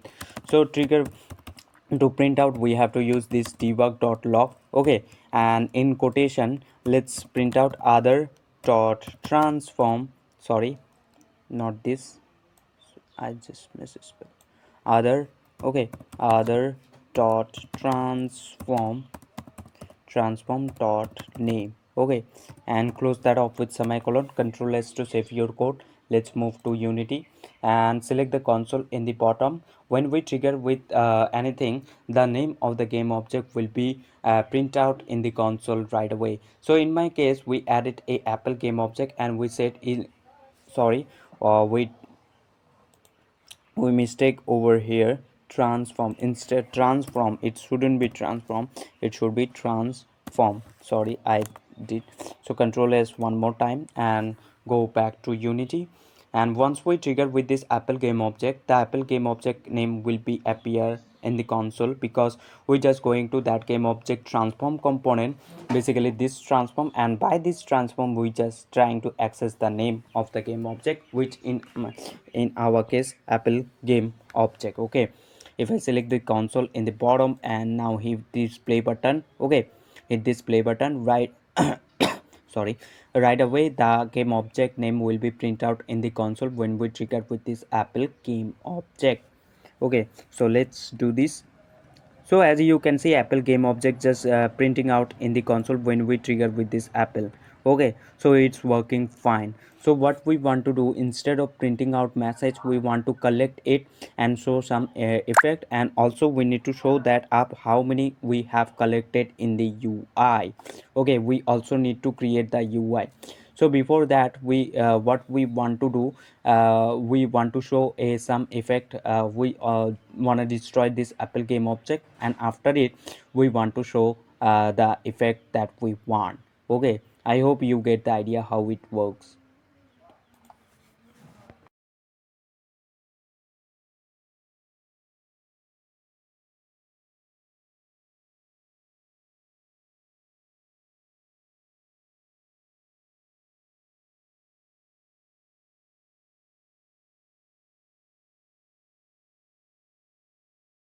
In the UI, we need to create a canvas first. Okay, canvas first. So go over to hierarchy, right click, then go over to UI, then select this canvas. Okay, select this canvas and F2 focus on it.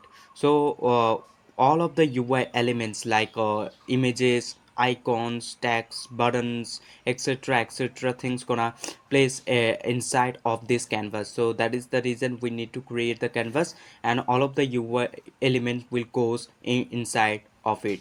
And go over to canvas is canvas. Okay, select the canvas game object, go over to inspector in the right and move to canvas scaler. So there you can see UI scale mode. So select constant pixel size to scale with screen size. Okay, and select a resolution in the x to 1920, in the y 1080. Okay, 1080, and now we are done. So let's create the apple UI. To create it, okay, to create it, right click on the canvas. Okay, right click on the canvas, then go to UI. Firstly, let's create the image or the icon. So select this image. Okay, and let's replace this image source to apple one. So if I move to project tab in the assets, okay, I have over here, I'm gonna go over to I guess fruits, and then we have this apple. So I'm gonna select this first sprite and drag it into this source image slot. As you can see, it's now but seems pretty small. So what we're going to do, click on this set native size. Okay, and let's drag this image, apple image, over here in the top right or top left.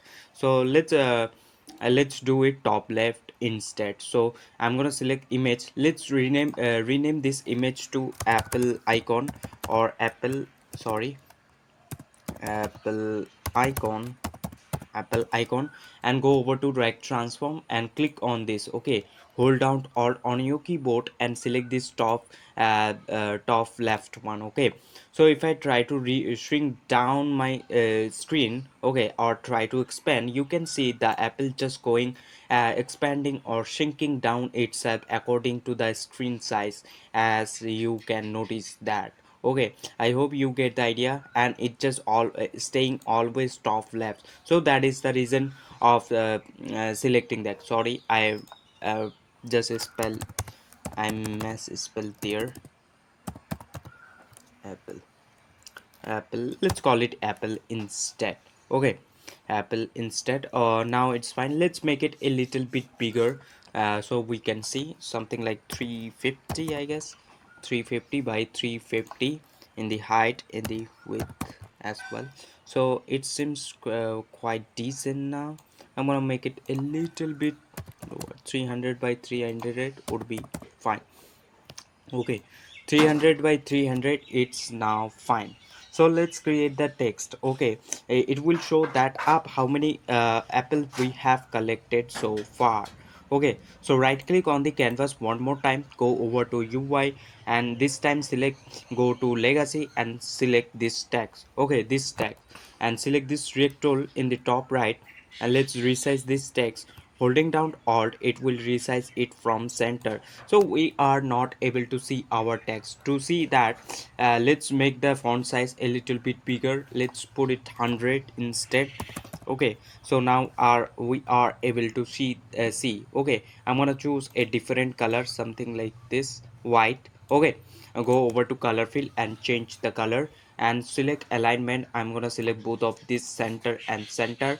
And font style, we gonna select bold, normal to bold. Let's call this new text to instead 0, because in the start of the game we will have 0 apple. Okay, so we will do the same thing. I'm gonna make it little bit smaller, like holding down alt, it will resize it from center.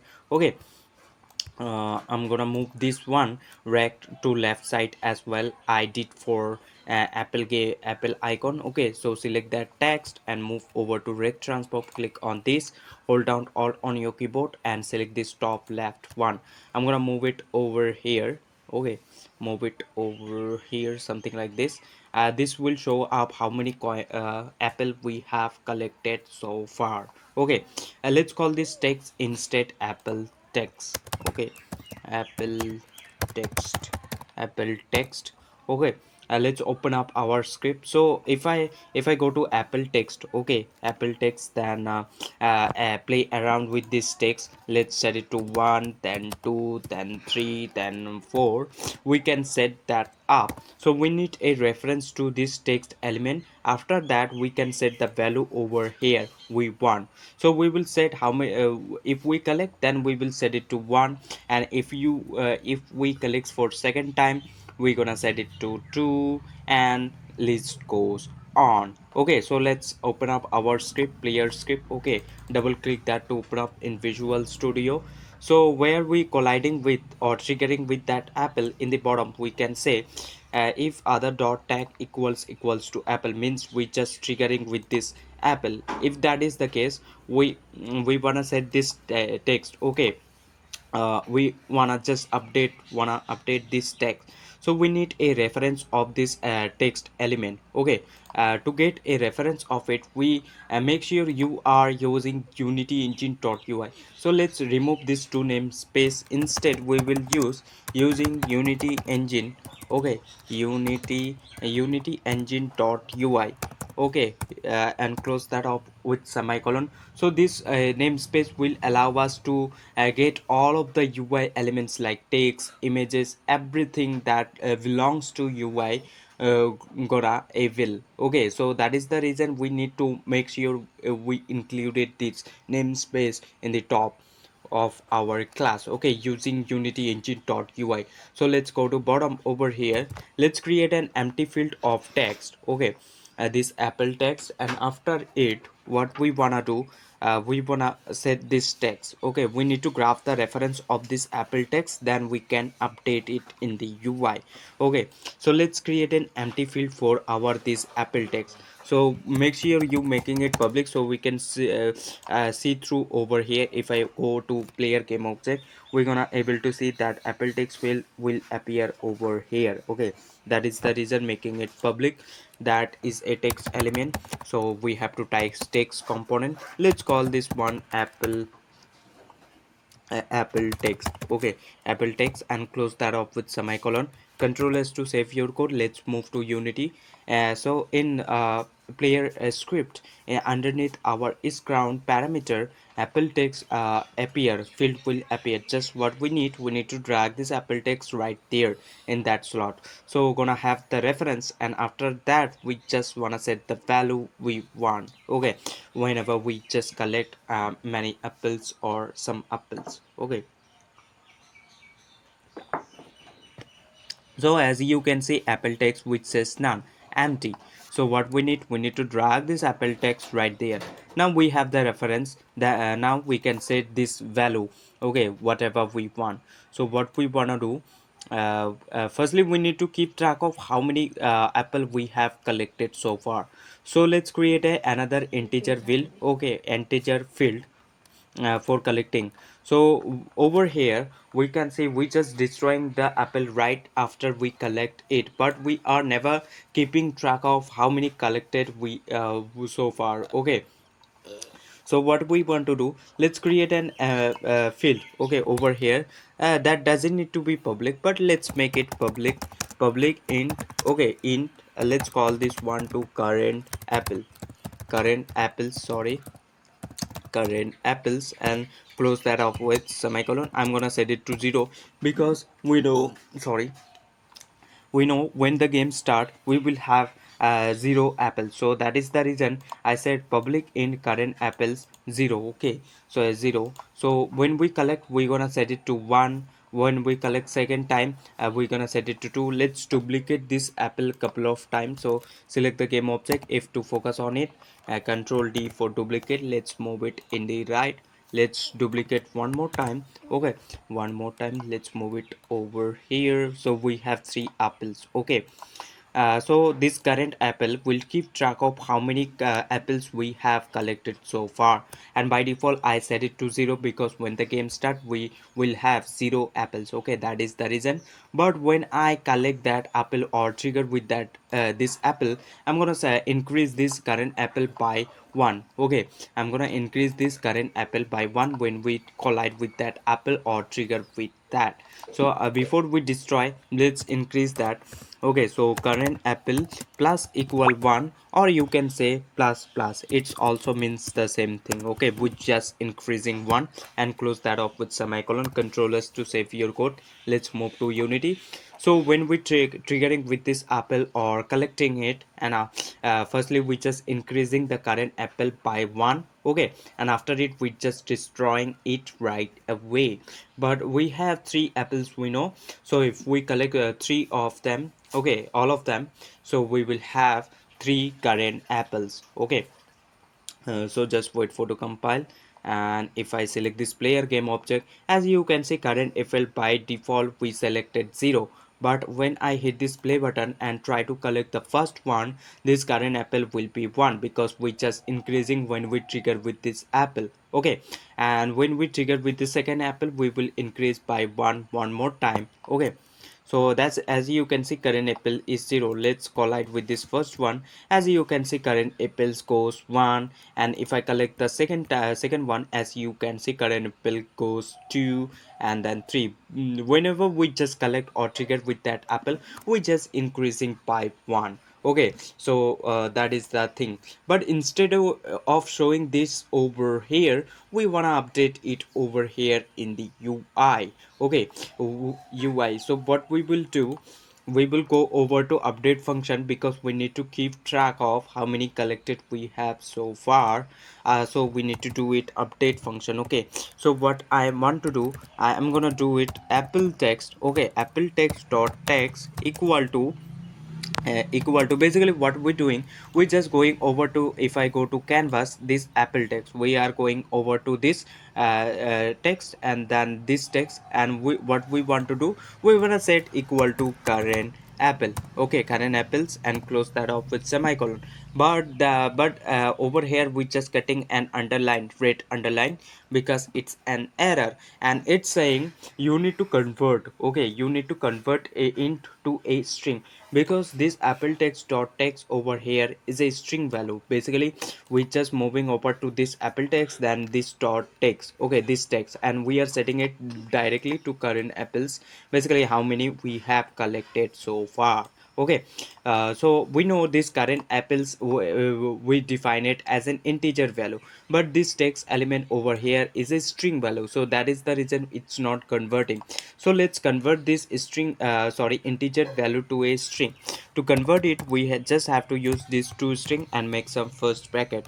Control S to save your code. Let's move to Unity. Okay, so basically we're setting this text equal to this text. Okay, basically current text. Let's suppose we collected first apple. Okay, so this current apple, we know we just increasing 1. So the apple current apples dot text, current apples will be 1. Okay, this will be 1. So the apple text dot text over here will be 1 because we directly setting it, basically this. Okay, so if I now hit display, button, basically we setting this text equal to how many current apples. So in the start of the game we have 0, so this apple text dot text will be 0 because we directly setting it. Okay, so control s on your keyboard to save your code. Let's move to Unity, and if I hit this play button, okay, and collect the first one, as you can see current apples becomes one, this one. Okay, and if I collect it, try to collect the second one, we can see this becomes 2 and 3.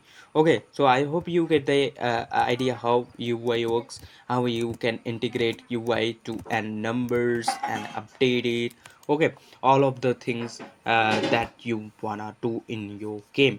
Okay, I hope you get the idea. Basically apple.text.text over here means this text. Okay, and we directly setting it current apples. So in the start of the game we have 0 apples, so this one becomes 0. So apple.text.text over here will be 0 because we directly setting it. But when we try to collect the first one, this one becomes 1, so the apple.text.text will be 1 because we know we just directly setting it. So I hope you get the idea how it works and how we can work with UI.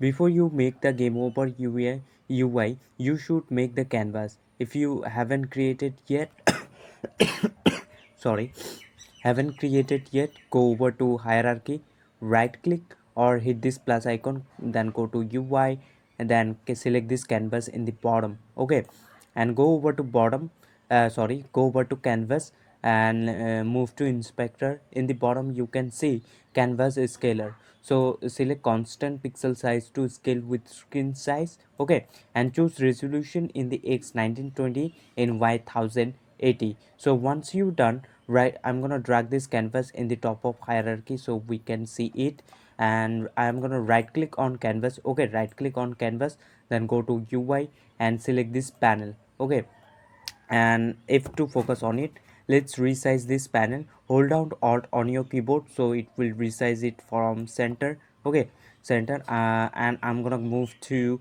inspector of that panel, and I'm gonna make it this a little bit darker, something like this. Okay, this will be game over panel or panel.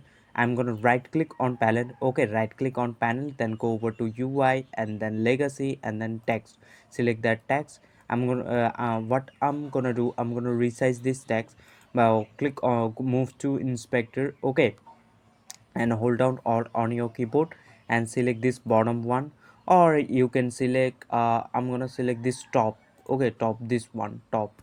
So and let's make it resize a little bit, and we are not able to see the text. Okay, so let's make resize the text. So as you can see, we are able to see our text now. We increase it the font size. Let's change the color of this text by going over to color field, and let's make it white. Okay, instead of new text, let's call it game over. Sorry, game over. Let's make the font size a little bit down, something like 100, and I'm gonna make the space between game and over, and choose alignment to both of this center. Okay, both of this center, I'm gonna, sorry, both of this center, I'm gonna move this up a little bit, and select font style to bold. Bold, and you can choose any font you like. If you have, you can drag it over here in the in your assets. Okay, but I'm gonna leave like this. And what I want to do, I want to create a two button. Okay, one for will be retry. Okay, to retry our game, and one for will be go over to manu scene. Okay, to do so, right click on panel, then go over.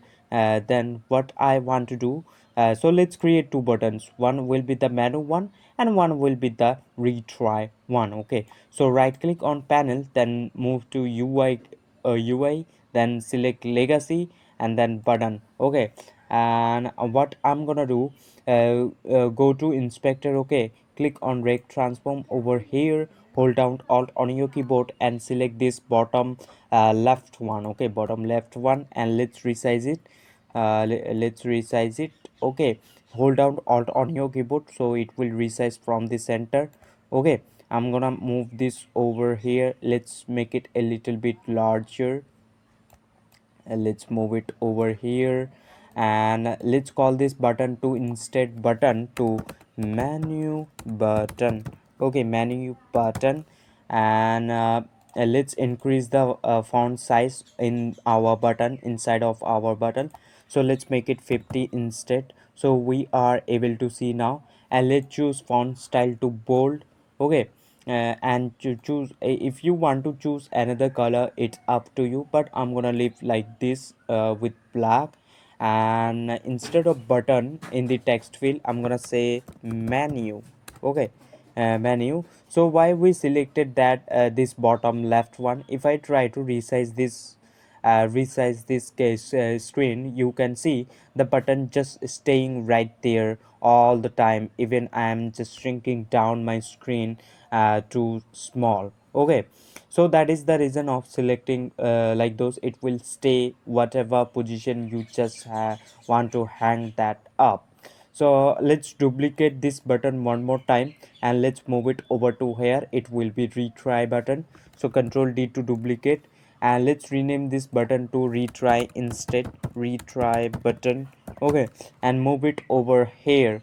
So to move it, so hold down alt on your keyboard, and this time select bottom right one. Okay, let's move it up over here as the same we did for this menu button. Okay, let's sorry, let's replace this menu text with retry in our text field. Okay, retry something like this. I hope you got the idea. Okay, and what I want to do, so let's make panel this panel a prefab game object. Okay, so make a prefab folder in your assets, select this panel and drag it to that prefab folder. Okay, and also what you need to make this apples shaws and this is spikes prefab. So select I'm gonna select this first one. Let's drag it in there, the prefab folder. Okay, because if we try lost from the scene view, I'm gonna delete all of them for now from the scene view. Okay, and I'm gonna also delete this panel. So we deleted our panel. Okay, but we made it a prefab game object. So what we can do, we can select the panel from that prefab folder and place it onto the canvas. So as you can see, all of the things has been saved. Was it was before like that? Okay, so was it before? As you can see, all of the save option we have. Okay, as we did before. So that is the thing of making prefab. Okay, so what sorry, really sorry for that. So what we gonna do, I'm gonna uncheck this or untick this panel. Okay, untick this, or I'm gonna set it like this. This call set active or inactive. Okay, you can set this active and you can set this inactive. Okay, but I'm gonna set this inactive because when we die, I'm gonna set this panel to be active like this or checked. So we need to set this active. By default, I'm gonna set it to inactive or set active to false. Okay, so when we die, we should set this one to be active. But when we die, so let's open up our player script by double click that to open that up. So where we dying, we need a firstly reference of this game object. Okay, this whole game object. Then we can set this one to be active, inactive, depending upon we if we die it or not. Okay, so let's make a field of that game object. I'm gonna make in the bottom. So let's make it public game object. Okay, game object that will be panel. Let's call it panel prefab or panel. Close that off with semicolon. Control S to save your code. Let's move to Unity, and in our player script in the bottom, gonna see a empty field of panel game object just gonna appear. So what we need to drag this panel game object right there. Okay, so we will have the reference or the link, and after it we can set that to be active, inactive, depending upon if we died in the game or not, if we loses all of our health. So we have one health for now, we know. So just wait for to compile, and when it's done you are good to go. So sorry, it's taking a little bit time, and we are done, I guess. So just wait for to compile. Okay, so it's done. If I now select this player game object, as you can see panel which says none, empty. Really sorry. So let's drag this panel right there. Okay,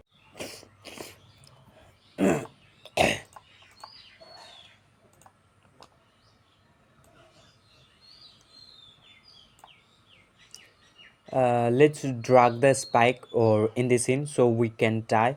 I'm gonna select this player game object and F2 focus on it. From that prefab folder, let's drag this, show it over here, and hit this play button. So when we die, the game object, or sorry, game over panel will be active right away. Okay, because we're setting it to active. In brackets we pass a bool parameter which is true. True means we're just setting it active. Okay, so now if I die, so as you can see, the game over UI just get active, but this button is not if I try to click retry, it's not reloading our game scene, or try to click on this menu scene, we are not going over to menu scene, but we need to create the menu scene as well. We will get into that later. Let's talk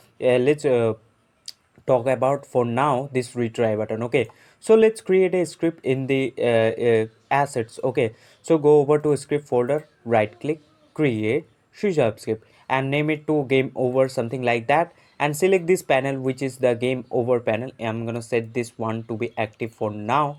What I'm gonna do, I'm gonna drag this script and drag this to add component section, and double click that to open up in Visual Studio. Okay, sorry. So let's remove this start and update function for now, we don't need it.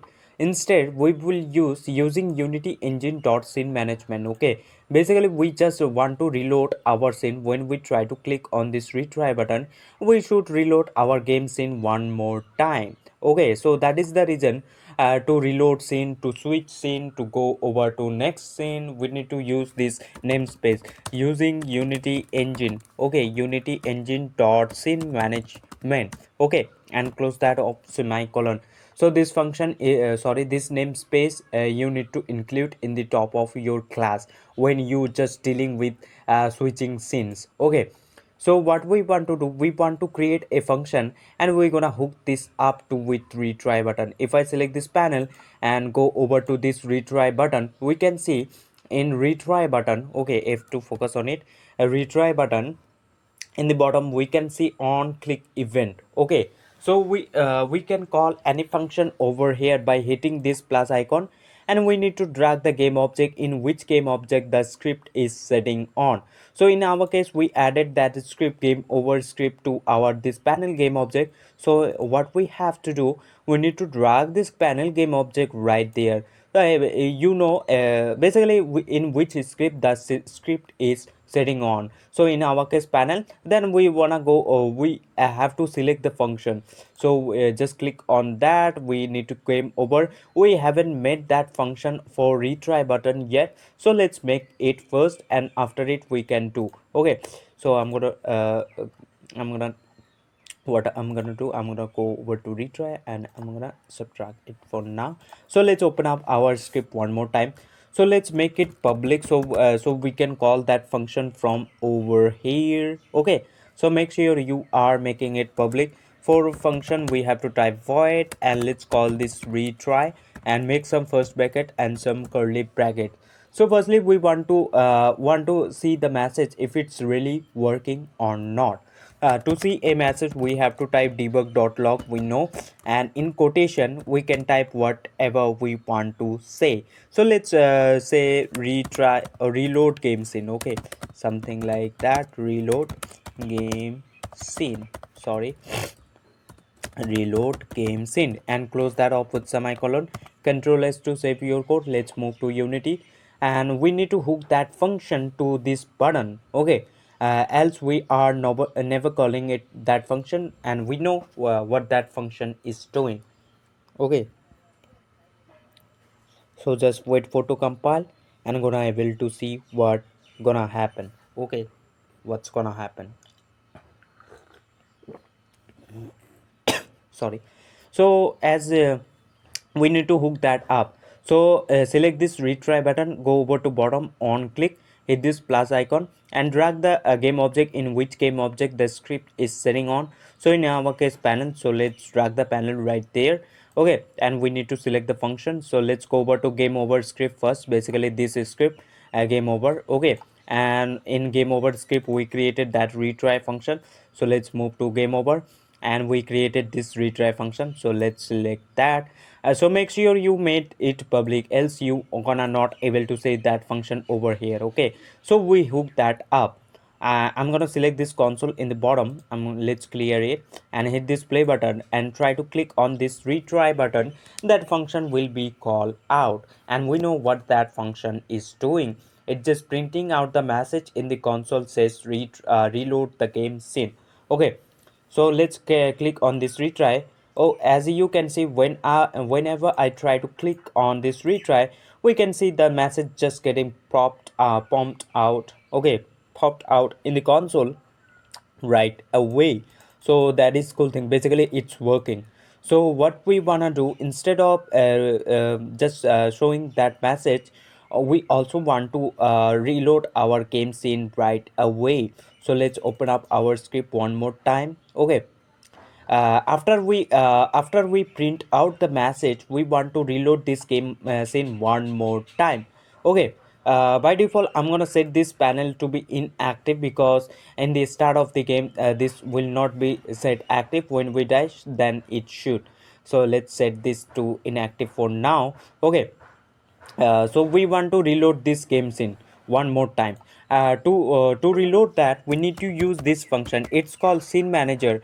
Okay, scene manager dot load scene. Okay, scene manager dot load scene, in brackets we have to pass the scene name or the build index of it. Okay, scene manager dot load scene, we have to use this function.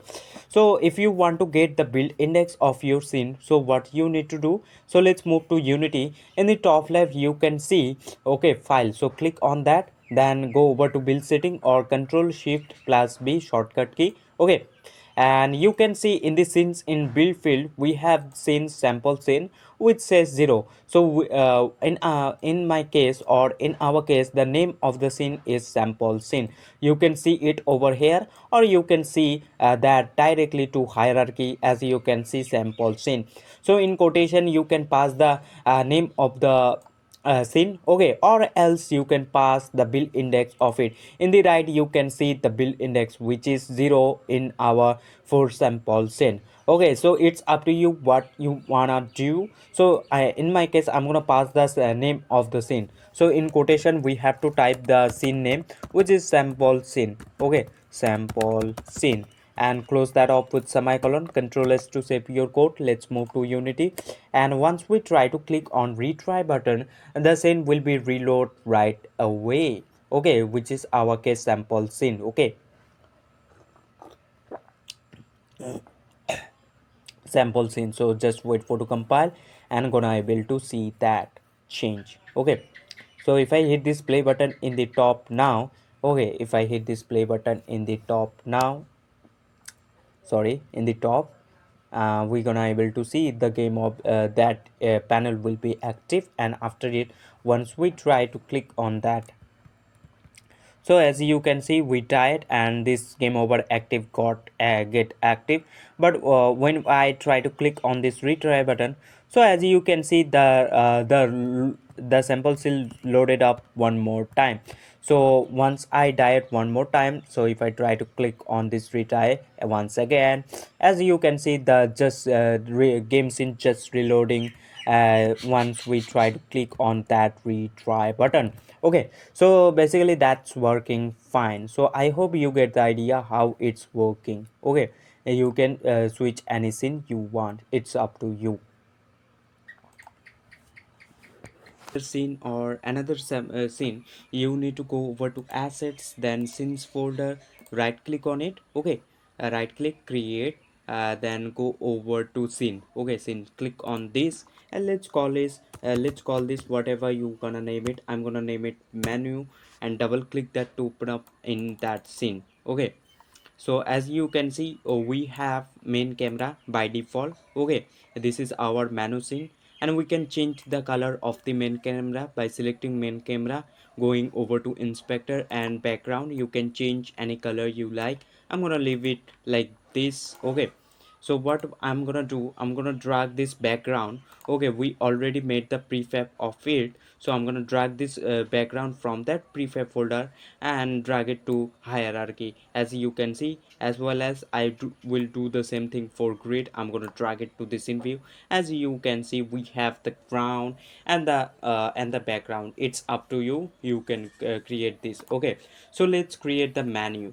To create the menu buttons like play buttons, exit button, or about button, anything like that, we need to create the canvas first. Okay, so go over to hierarchy first, the hierarchy, right click on it, then go to UI and select this canvas. Okay, and go to canvas scaler of canvas and select UI scale mode to constant pixel size to scale with screen size. Okay, and choose resolution. In the X, I'm gonna choose 1920 by 1080. Okay, 1920 by 1080.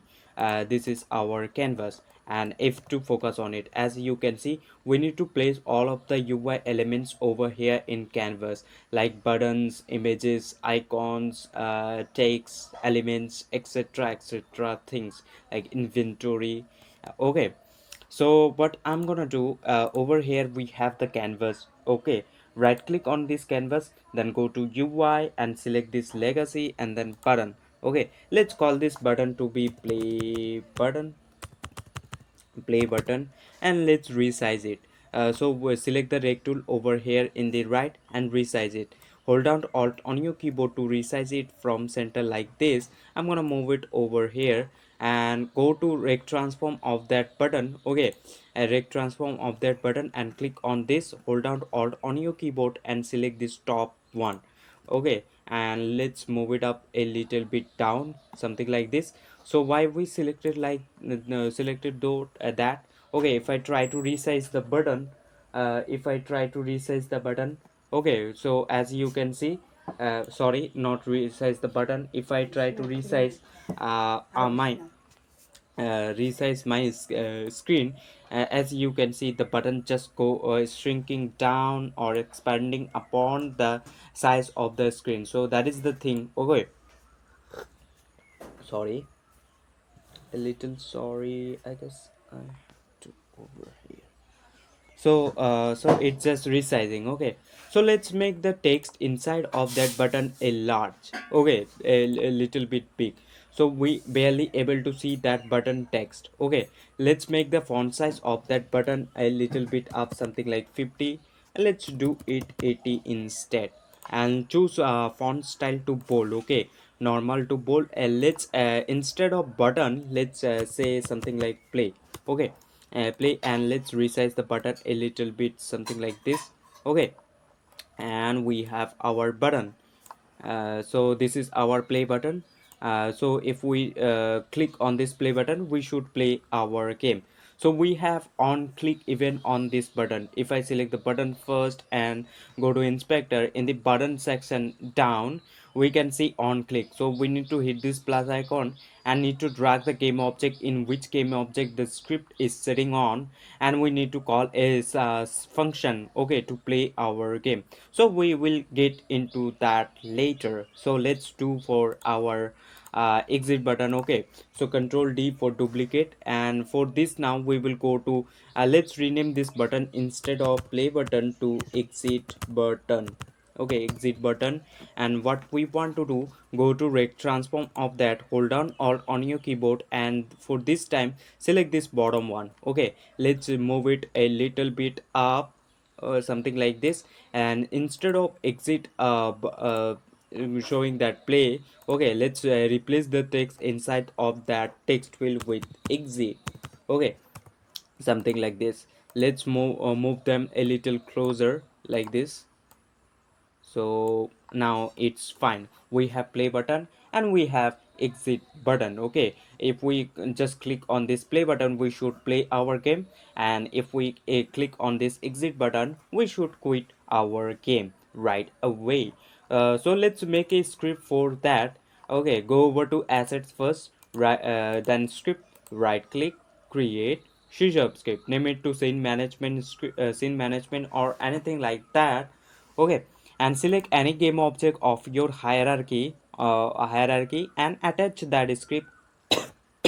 Sorry, attach that script. Or else what you can do, you can create a separate game object for that script. Okay, so let's make a separate game object instead. Go to hierarchy, right click, then create empty game object. Let's name this game object to scene management as the script name. I already have created the script. Okay, scene management, I'm gonna drag the scene management script of top of hierarchy so we can see it. Then go over to transform of that scene management script, right click and reset the transform, and you can select an icon for it. It's up to you. I'm gonna select this green one. Okay, and let's attach this script, scene management script, to the scene management game object and double click that to open up in Visual Studio. Okay, double click that to open up in Visual Studio. So we can see, we by default we have start and update function. Okay, so let's remove this two function for now, we don't need it. Instead we will create two function, one for our play function, sorry, play button, and one for our exit button. Okay, so let's create those function. So we want to make it public, because if I select this play button or any of the button and go to down of button section, we can see on click event, and we need to hit this plus icon and need to drag the game object in which game object the script is sitting on. So in our case we attach our script to scene management game object, so we need to drag this game object out there, and we need to go over to which selected no function, so we gonna select a function. So we will move to scene management script. Okay, because this is scene management as script, as you can see, and over there we will make a function. So if I select this scene management script, we cannot see any function we made there. Okay, so let's make them quickly. So make sure you making them public. Okay, and let's remove this two namespaces in the top of our class. We don't need it for now, and let's so make it public so we can set through we can call through that on click event. For function we have to type void, let's call this function play, and make some first bracket and some curly brackets. So what we want to do in play function, we want to load up the sample scene or the game scene.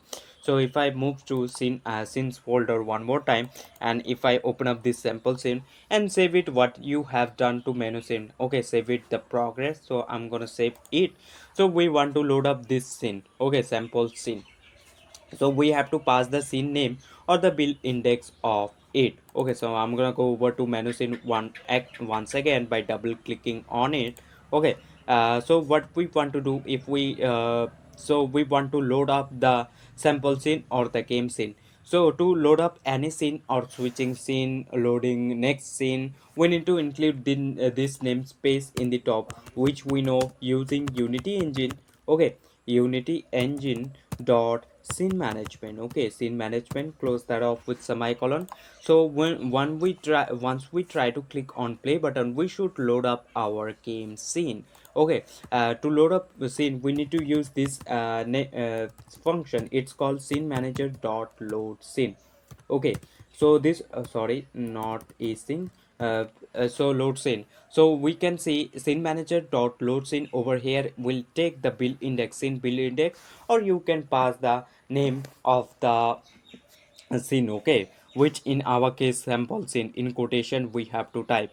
Oh, okay, so let's pass the name of the scene, so in quotation we have to type, which is sample scene. Okay, and close that off with semicolon, control S to save your code. Let's move to Unity, and we need to hook that function to our play button. Then we're gonna able to call that function, and we know what that function is doing. What that function is doing, it's just loading up our sample scene right away. Okay, so just wait for to compile. When it's done, hit this play button in the top and loading up the next scene. So just wait for to compile, and we are done. So if I move to canvas one more time and select this play button, we haven't selected that function yet. So let's select that. Firstly, we need to drag the game object we in which game object that script is sitting on. So we know, so we need to drag the scene management out there, and we need to select that function. So firstly we will move, so click on that. Firstly need move over to scene management. As you can see, we have created that custom function which is play. So let's select that. Okay, now if I hit this play button and click on this play, okay, play button, we will load up our game scene right away. So just wait for to compile, and let's click on this play button. Okay, play button. So as you can see, we loaded up our game scene. Okay, so it's working fine. So if I now die, we if I try to click on this menu, we need to get over to that scene one more time. Okay, to the menu scene. So we haven't hooked this function, this button with any function yet. So we need to do that. Before it, we will take a look on exit button. Okay, so let's open up our script one more time, and let's create a separate function for our exit button. So let's move to down, let's make a public void for our exit button. Okay, let's call it exit instead, and make some curly brackets. So what we want to do inside of this exit function, so we need to so in Unity editor, if you try to click on this exit button, it will not exit your game. Okay, in Unity editor it will not happen, it not gonna happen. But once you made the application and try to click on this exit button, it will exit out of your game. So okay, so for exit out any application, we have to use this application dot quit. Okay, application dot quit, and make some first bracket and close that off with semicolon. So if it's really working or not, we know this will not gonna happen in Unity editor, it will not exit out our game.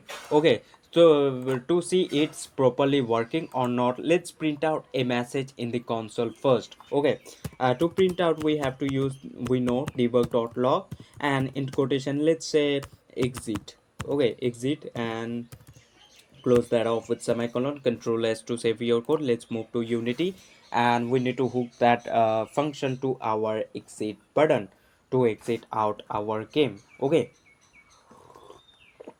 so just wait for to compile. When it's done, and I'll hook that function to our exit button.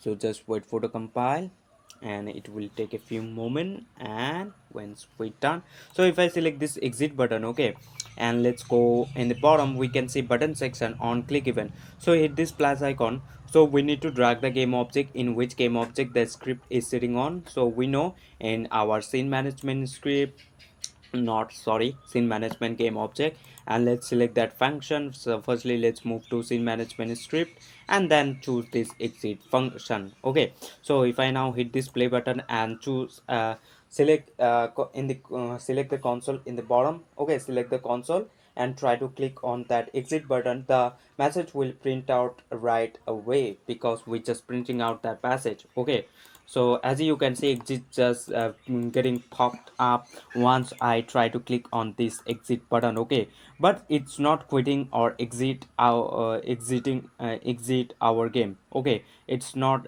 trying to exit our game, because in Unity editor it's not gonna happen. But once you made the application and click on this exit button, it will exit out your game. I hope you get the idea how it works. So what we have to do, we also have to hook that menu button to a menu function. Okay, so if I move to sample scene one more time, okay, double click that to and save what you have done to your menu scene.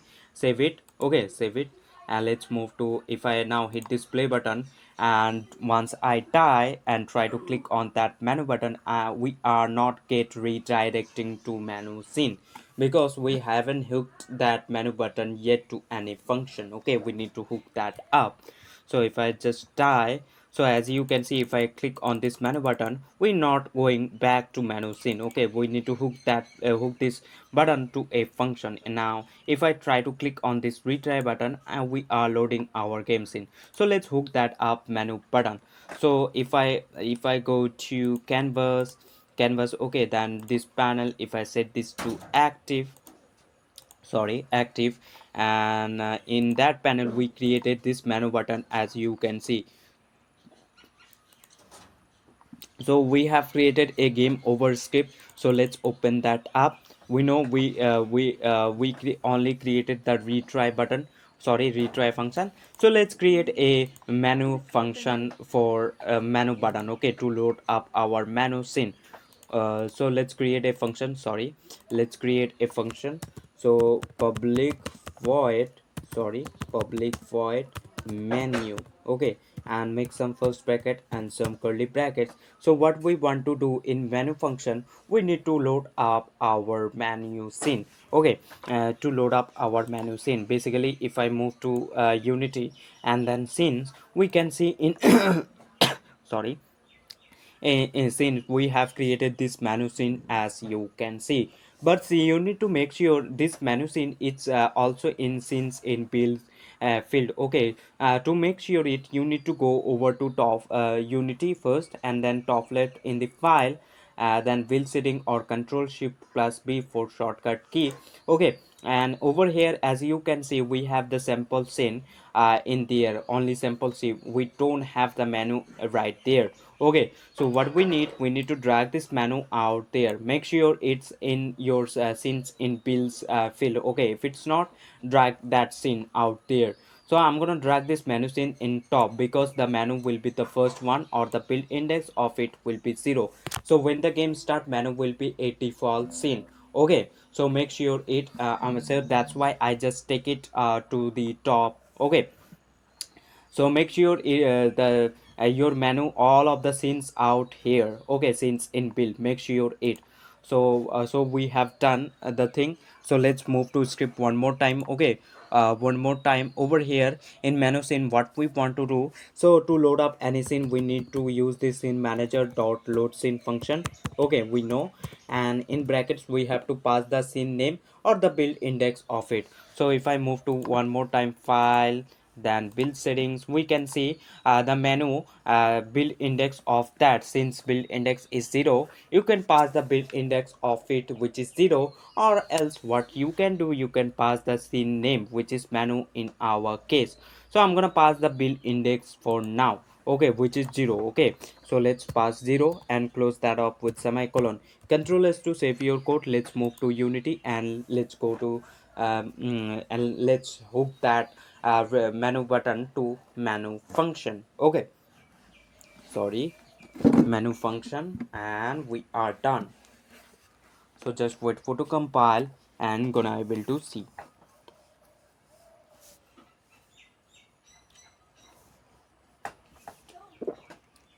So it's loaded up. So now if I select this menu button, we need to hook that function, okay. So hit this plus icon in the button section down of this menu button, and we need to drag the game object in which game object the script is sitting on. So in our case, panel game object, we attach our game over script right there. So we need to drag this game object, okay.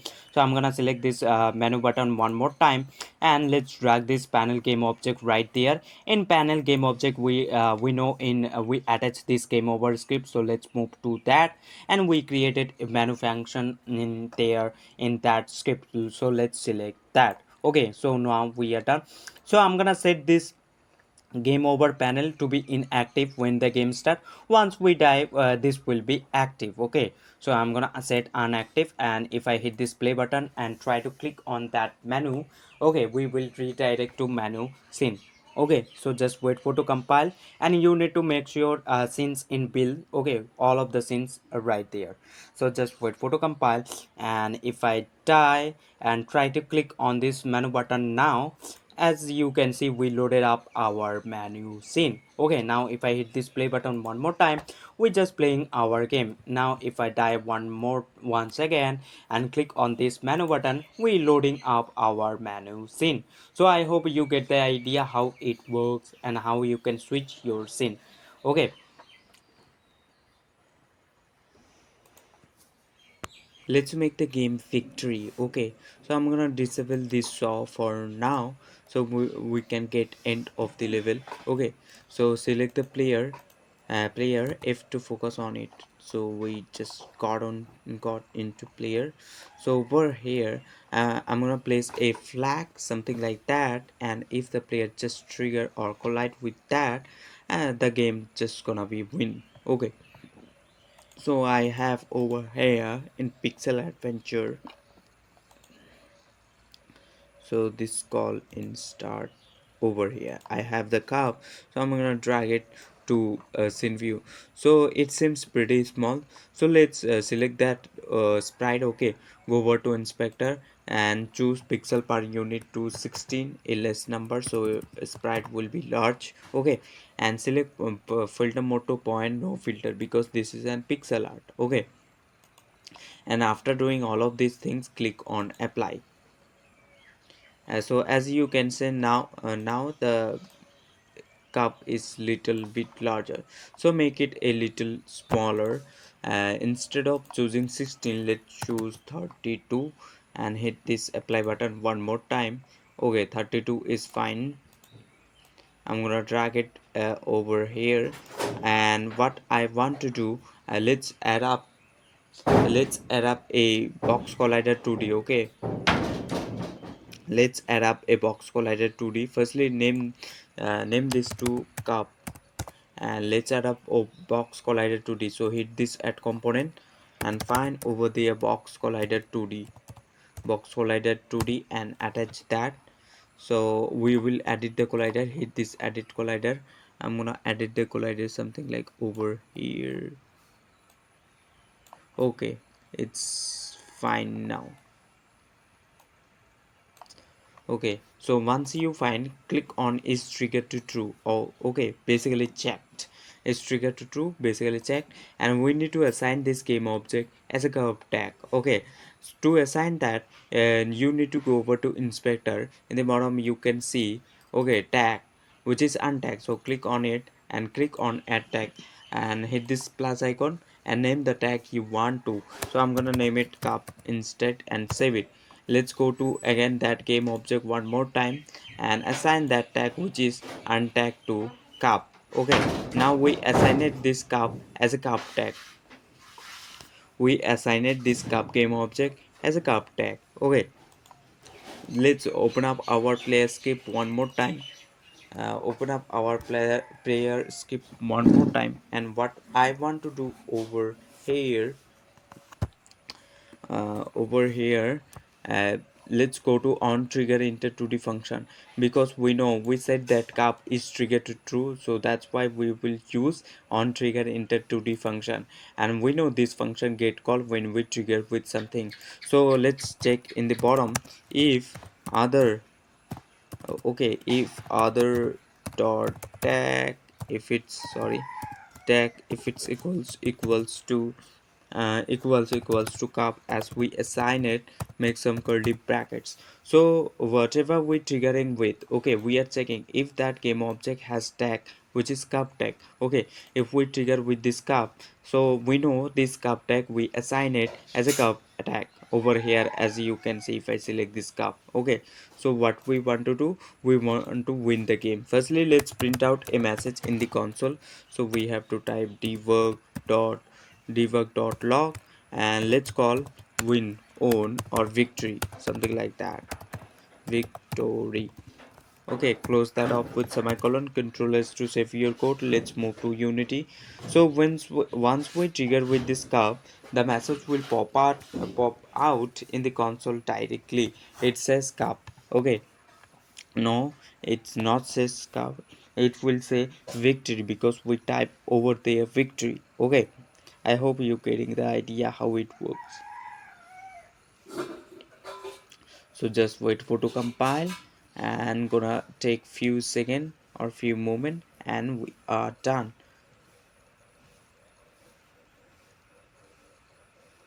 So just wait for to compile.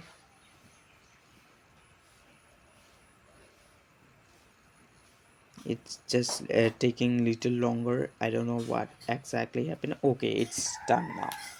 It's done now. So what we want to do, if I select this player game object and select the console in the bottom, okay, and hit this play button, let's see what's happening. If we trigger with this cup, we should able to see that message which says victory will pop out right away. Okay, so just wait for to compile, and if I trigger with that, sorry, trigger with that cup, so as you can see victory message just getting popped up when we trigger with this pipe. Okay, let's trigger with second time. Sorry. So as you can see victory message just getting popped up. Okay, popped up. So what we want to do, if we trigger with this cup, we want to load up our menu scene. Okay, for you can create multiple levels. If to it's up to you. What you have to do, you can just go over to scenes folder, I guess, scenes folder, and control D to duplicate. Okay, and you can name it something like level 2 and change some stuffs in there, and you are good to go with level 2. But in my case, what I want to do, if I trigger with this curve, I want to load up the menu scene one more time. Okay, so that is the thing. So let's open up our player script one more time. Over here we can see we just printing out the victory message when we trigger with that curve. Okay, so instead of printing out message, I want to load up this menu scene. Okay, if I go back to menu scene, whatever you have done to your sample scene or the scene, save that. Okay, click on save, so it will be saved, and we are moving over to menu. Okay, we are moving over to menu. So I just want to load up this scene. So if I go to top left in the file, then go over to build setting, or control shift plus B shortcut key. Over there we can see we drag it the menu right there. If it's not yet you drag it there, what you have to do, select this in and drag it over there. By art I already have it, so I'm not gonna do that. Make sure it is in since in builds field. Okay, else it will not work. Okay, so we can pass the index of it. So if I go to once again, if I can pass the index of it, which is build index 0, or else I can pass the name of the scene, which is menu. In quotation we have to type. Okay, so you can pass any of the thing, any of the categories like build index or menu, but for my case I'm gonna pass the menu scene. So let's remove this. Okay, so if I open up script one more time, over here we need to include namespace. It calls scene manager dot unity engine dot scene management. Okay, if it's not if you not using that namespace, you won't able to get the function that will just load up your next scene or the menu. Okay, so let's include that namespace. In the top you have to do it using unity engine. Okay, unity engine dot scene management dot scene management. Okay, close that off with semicolon. Let's move to bottom. Okay, where we changing scene over here. So we have to use this scene manager. Okay, scene manager dot load scene, into brackets we have to pass the scene name in quotation, or you can pass the build index. As you can see, scene build index. To get this, okay, you need to move to unity, then top left file, build settings, and then you can see menu and simple. Okay, menu build index is 0 in the right, you can see, and simple scene build index is 1 in the right. So you can pass the synonym scene name or the index of it. So in my case I just want to load up menu scene one more time once I win the game. Okay, so I want to load that up. So what I have to do, in quotation, we I can pass the name, which is Manu, or I can pass the index, bill index, which is 0. Okay, so control S on your keyboard to save your code. Let's move to Unity. So once I trigger with that flag, okay, once I trigger with that flag, I will load up our manual scene one more time and going back to, so just wait for to compile and gonna able to see that change.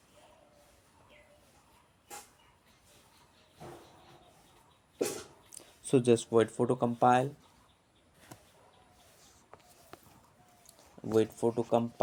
and if I hit this play button, and hit this play button, we will just redirect to sample scene first, and if we just win the game, we will redirect to menu scene one more time. Okay, so if I hit this play button and to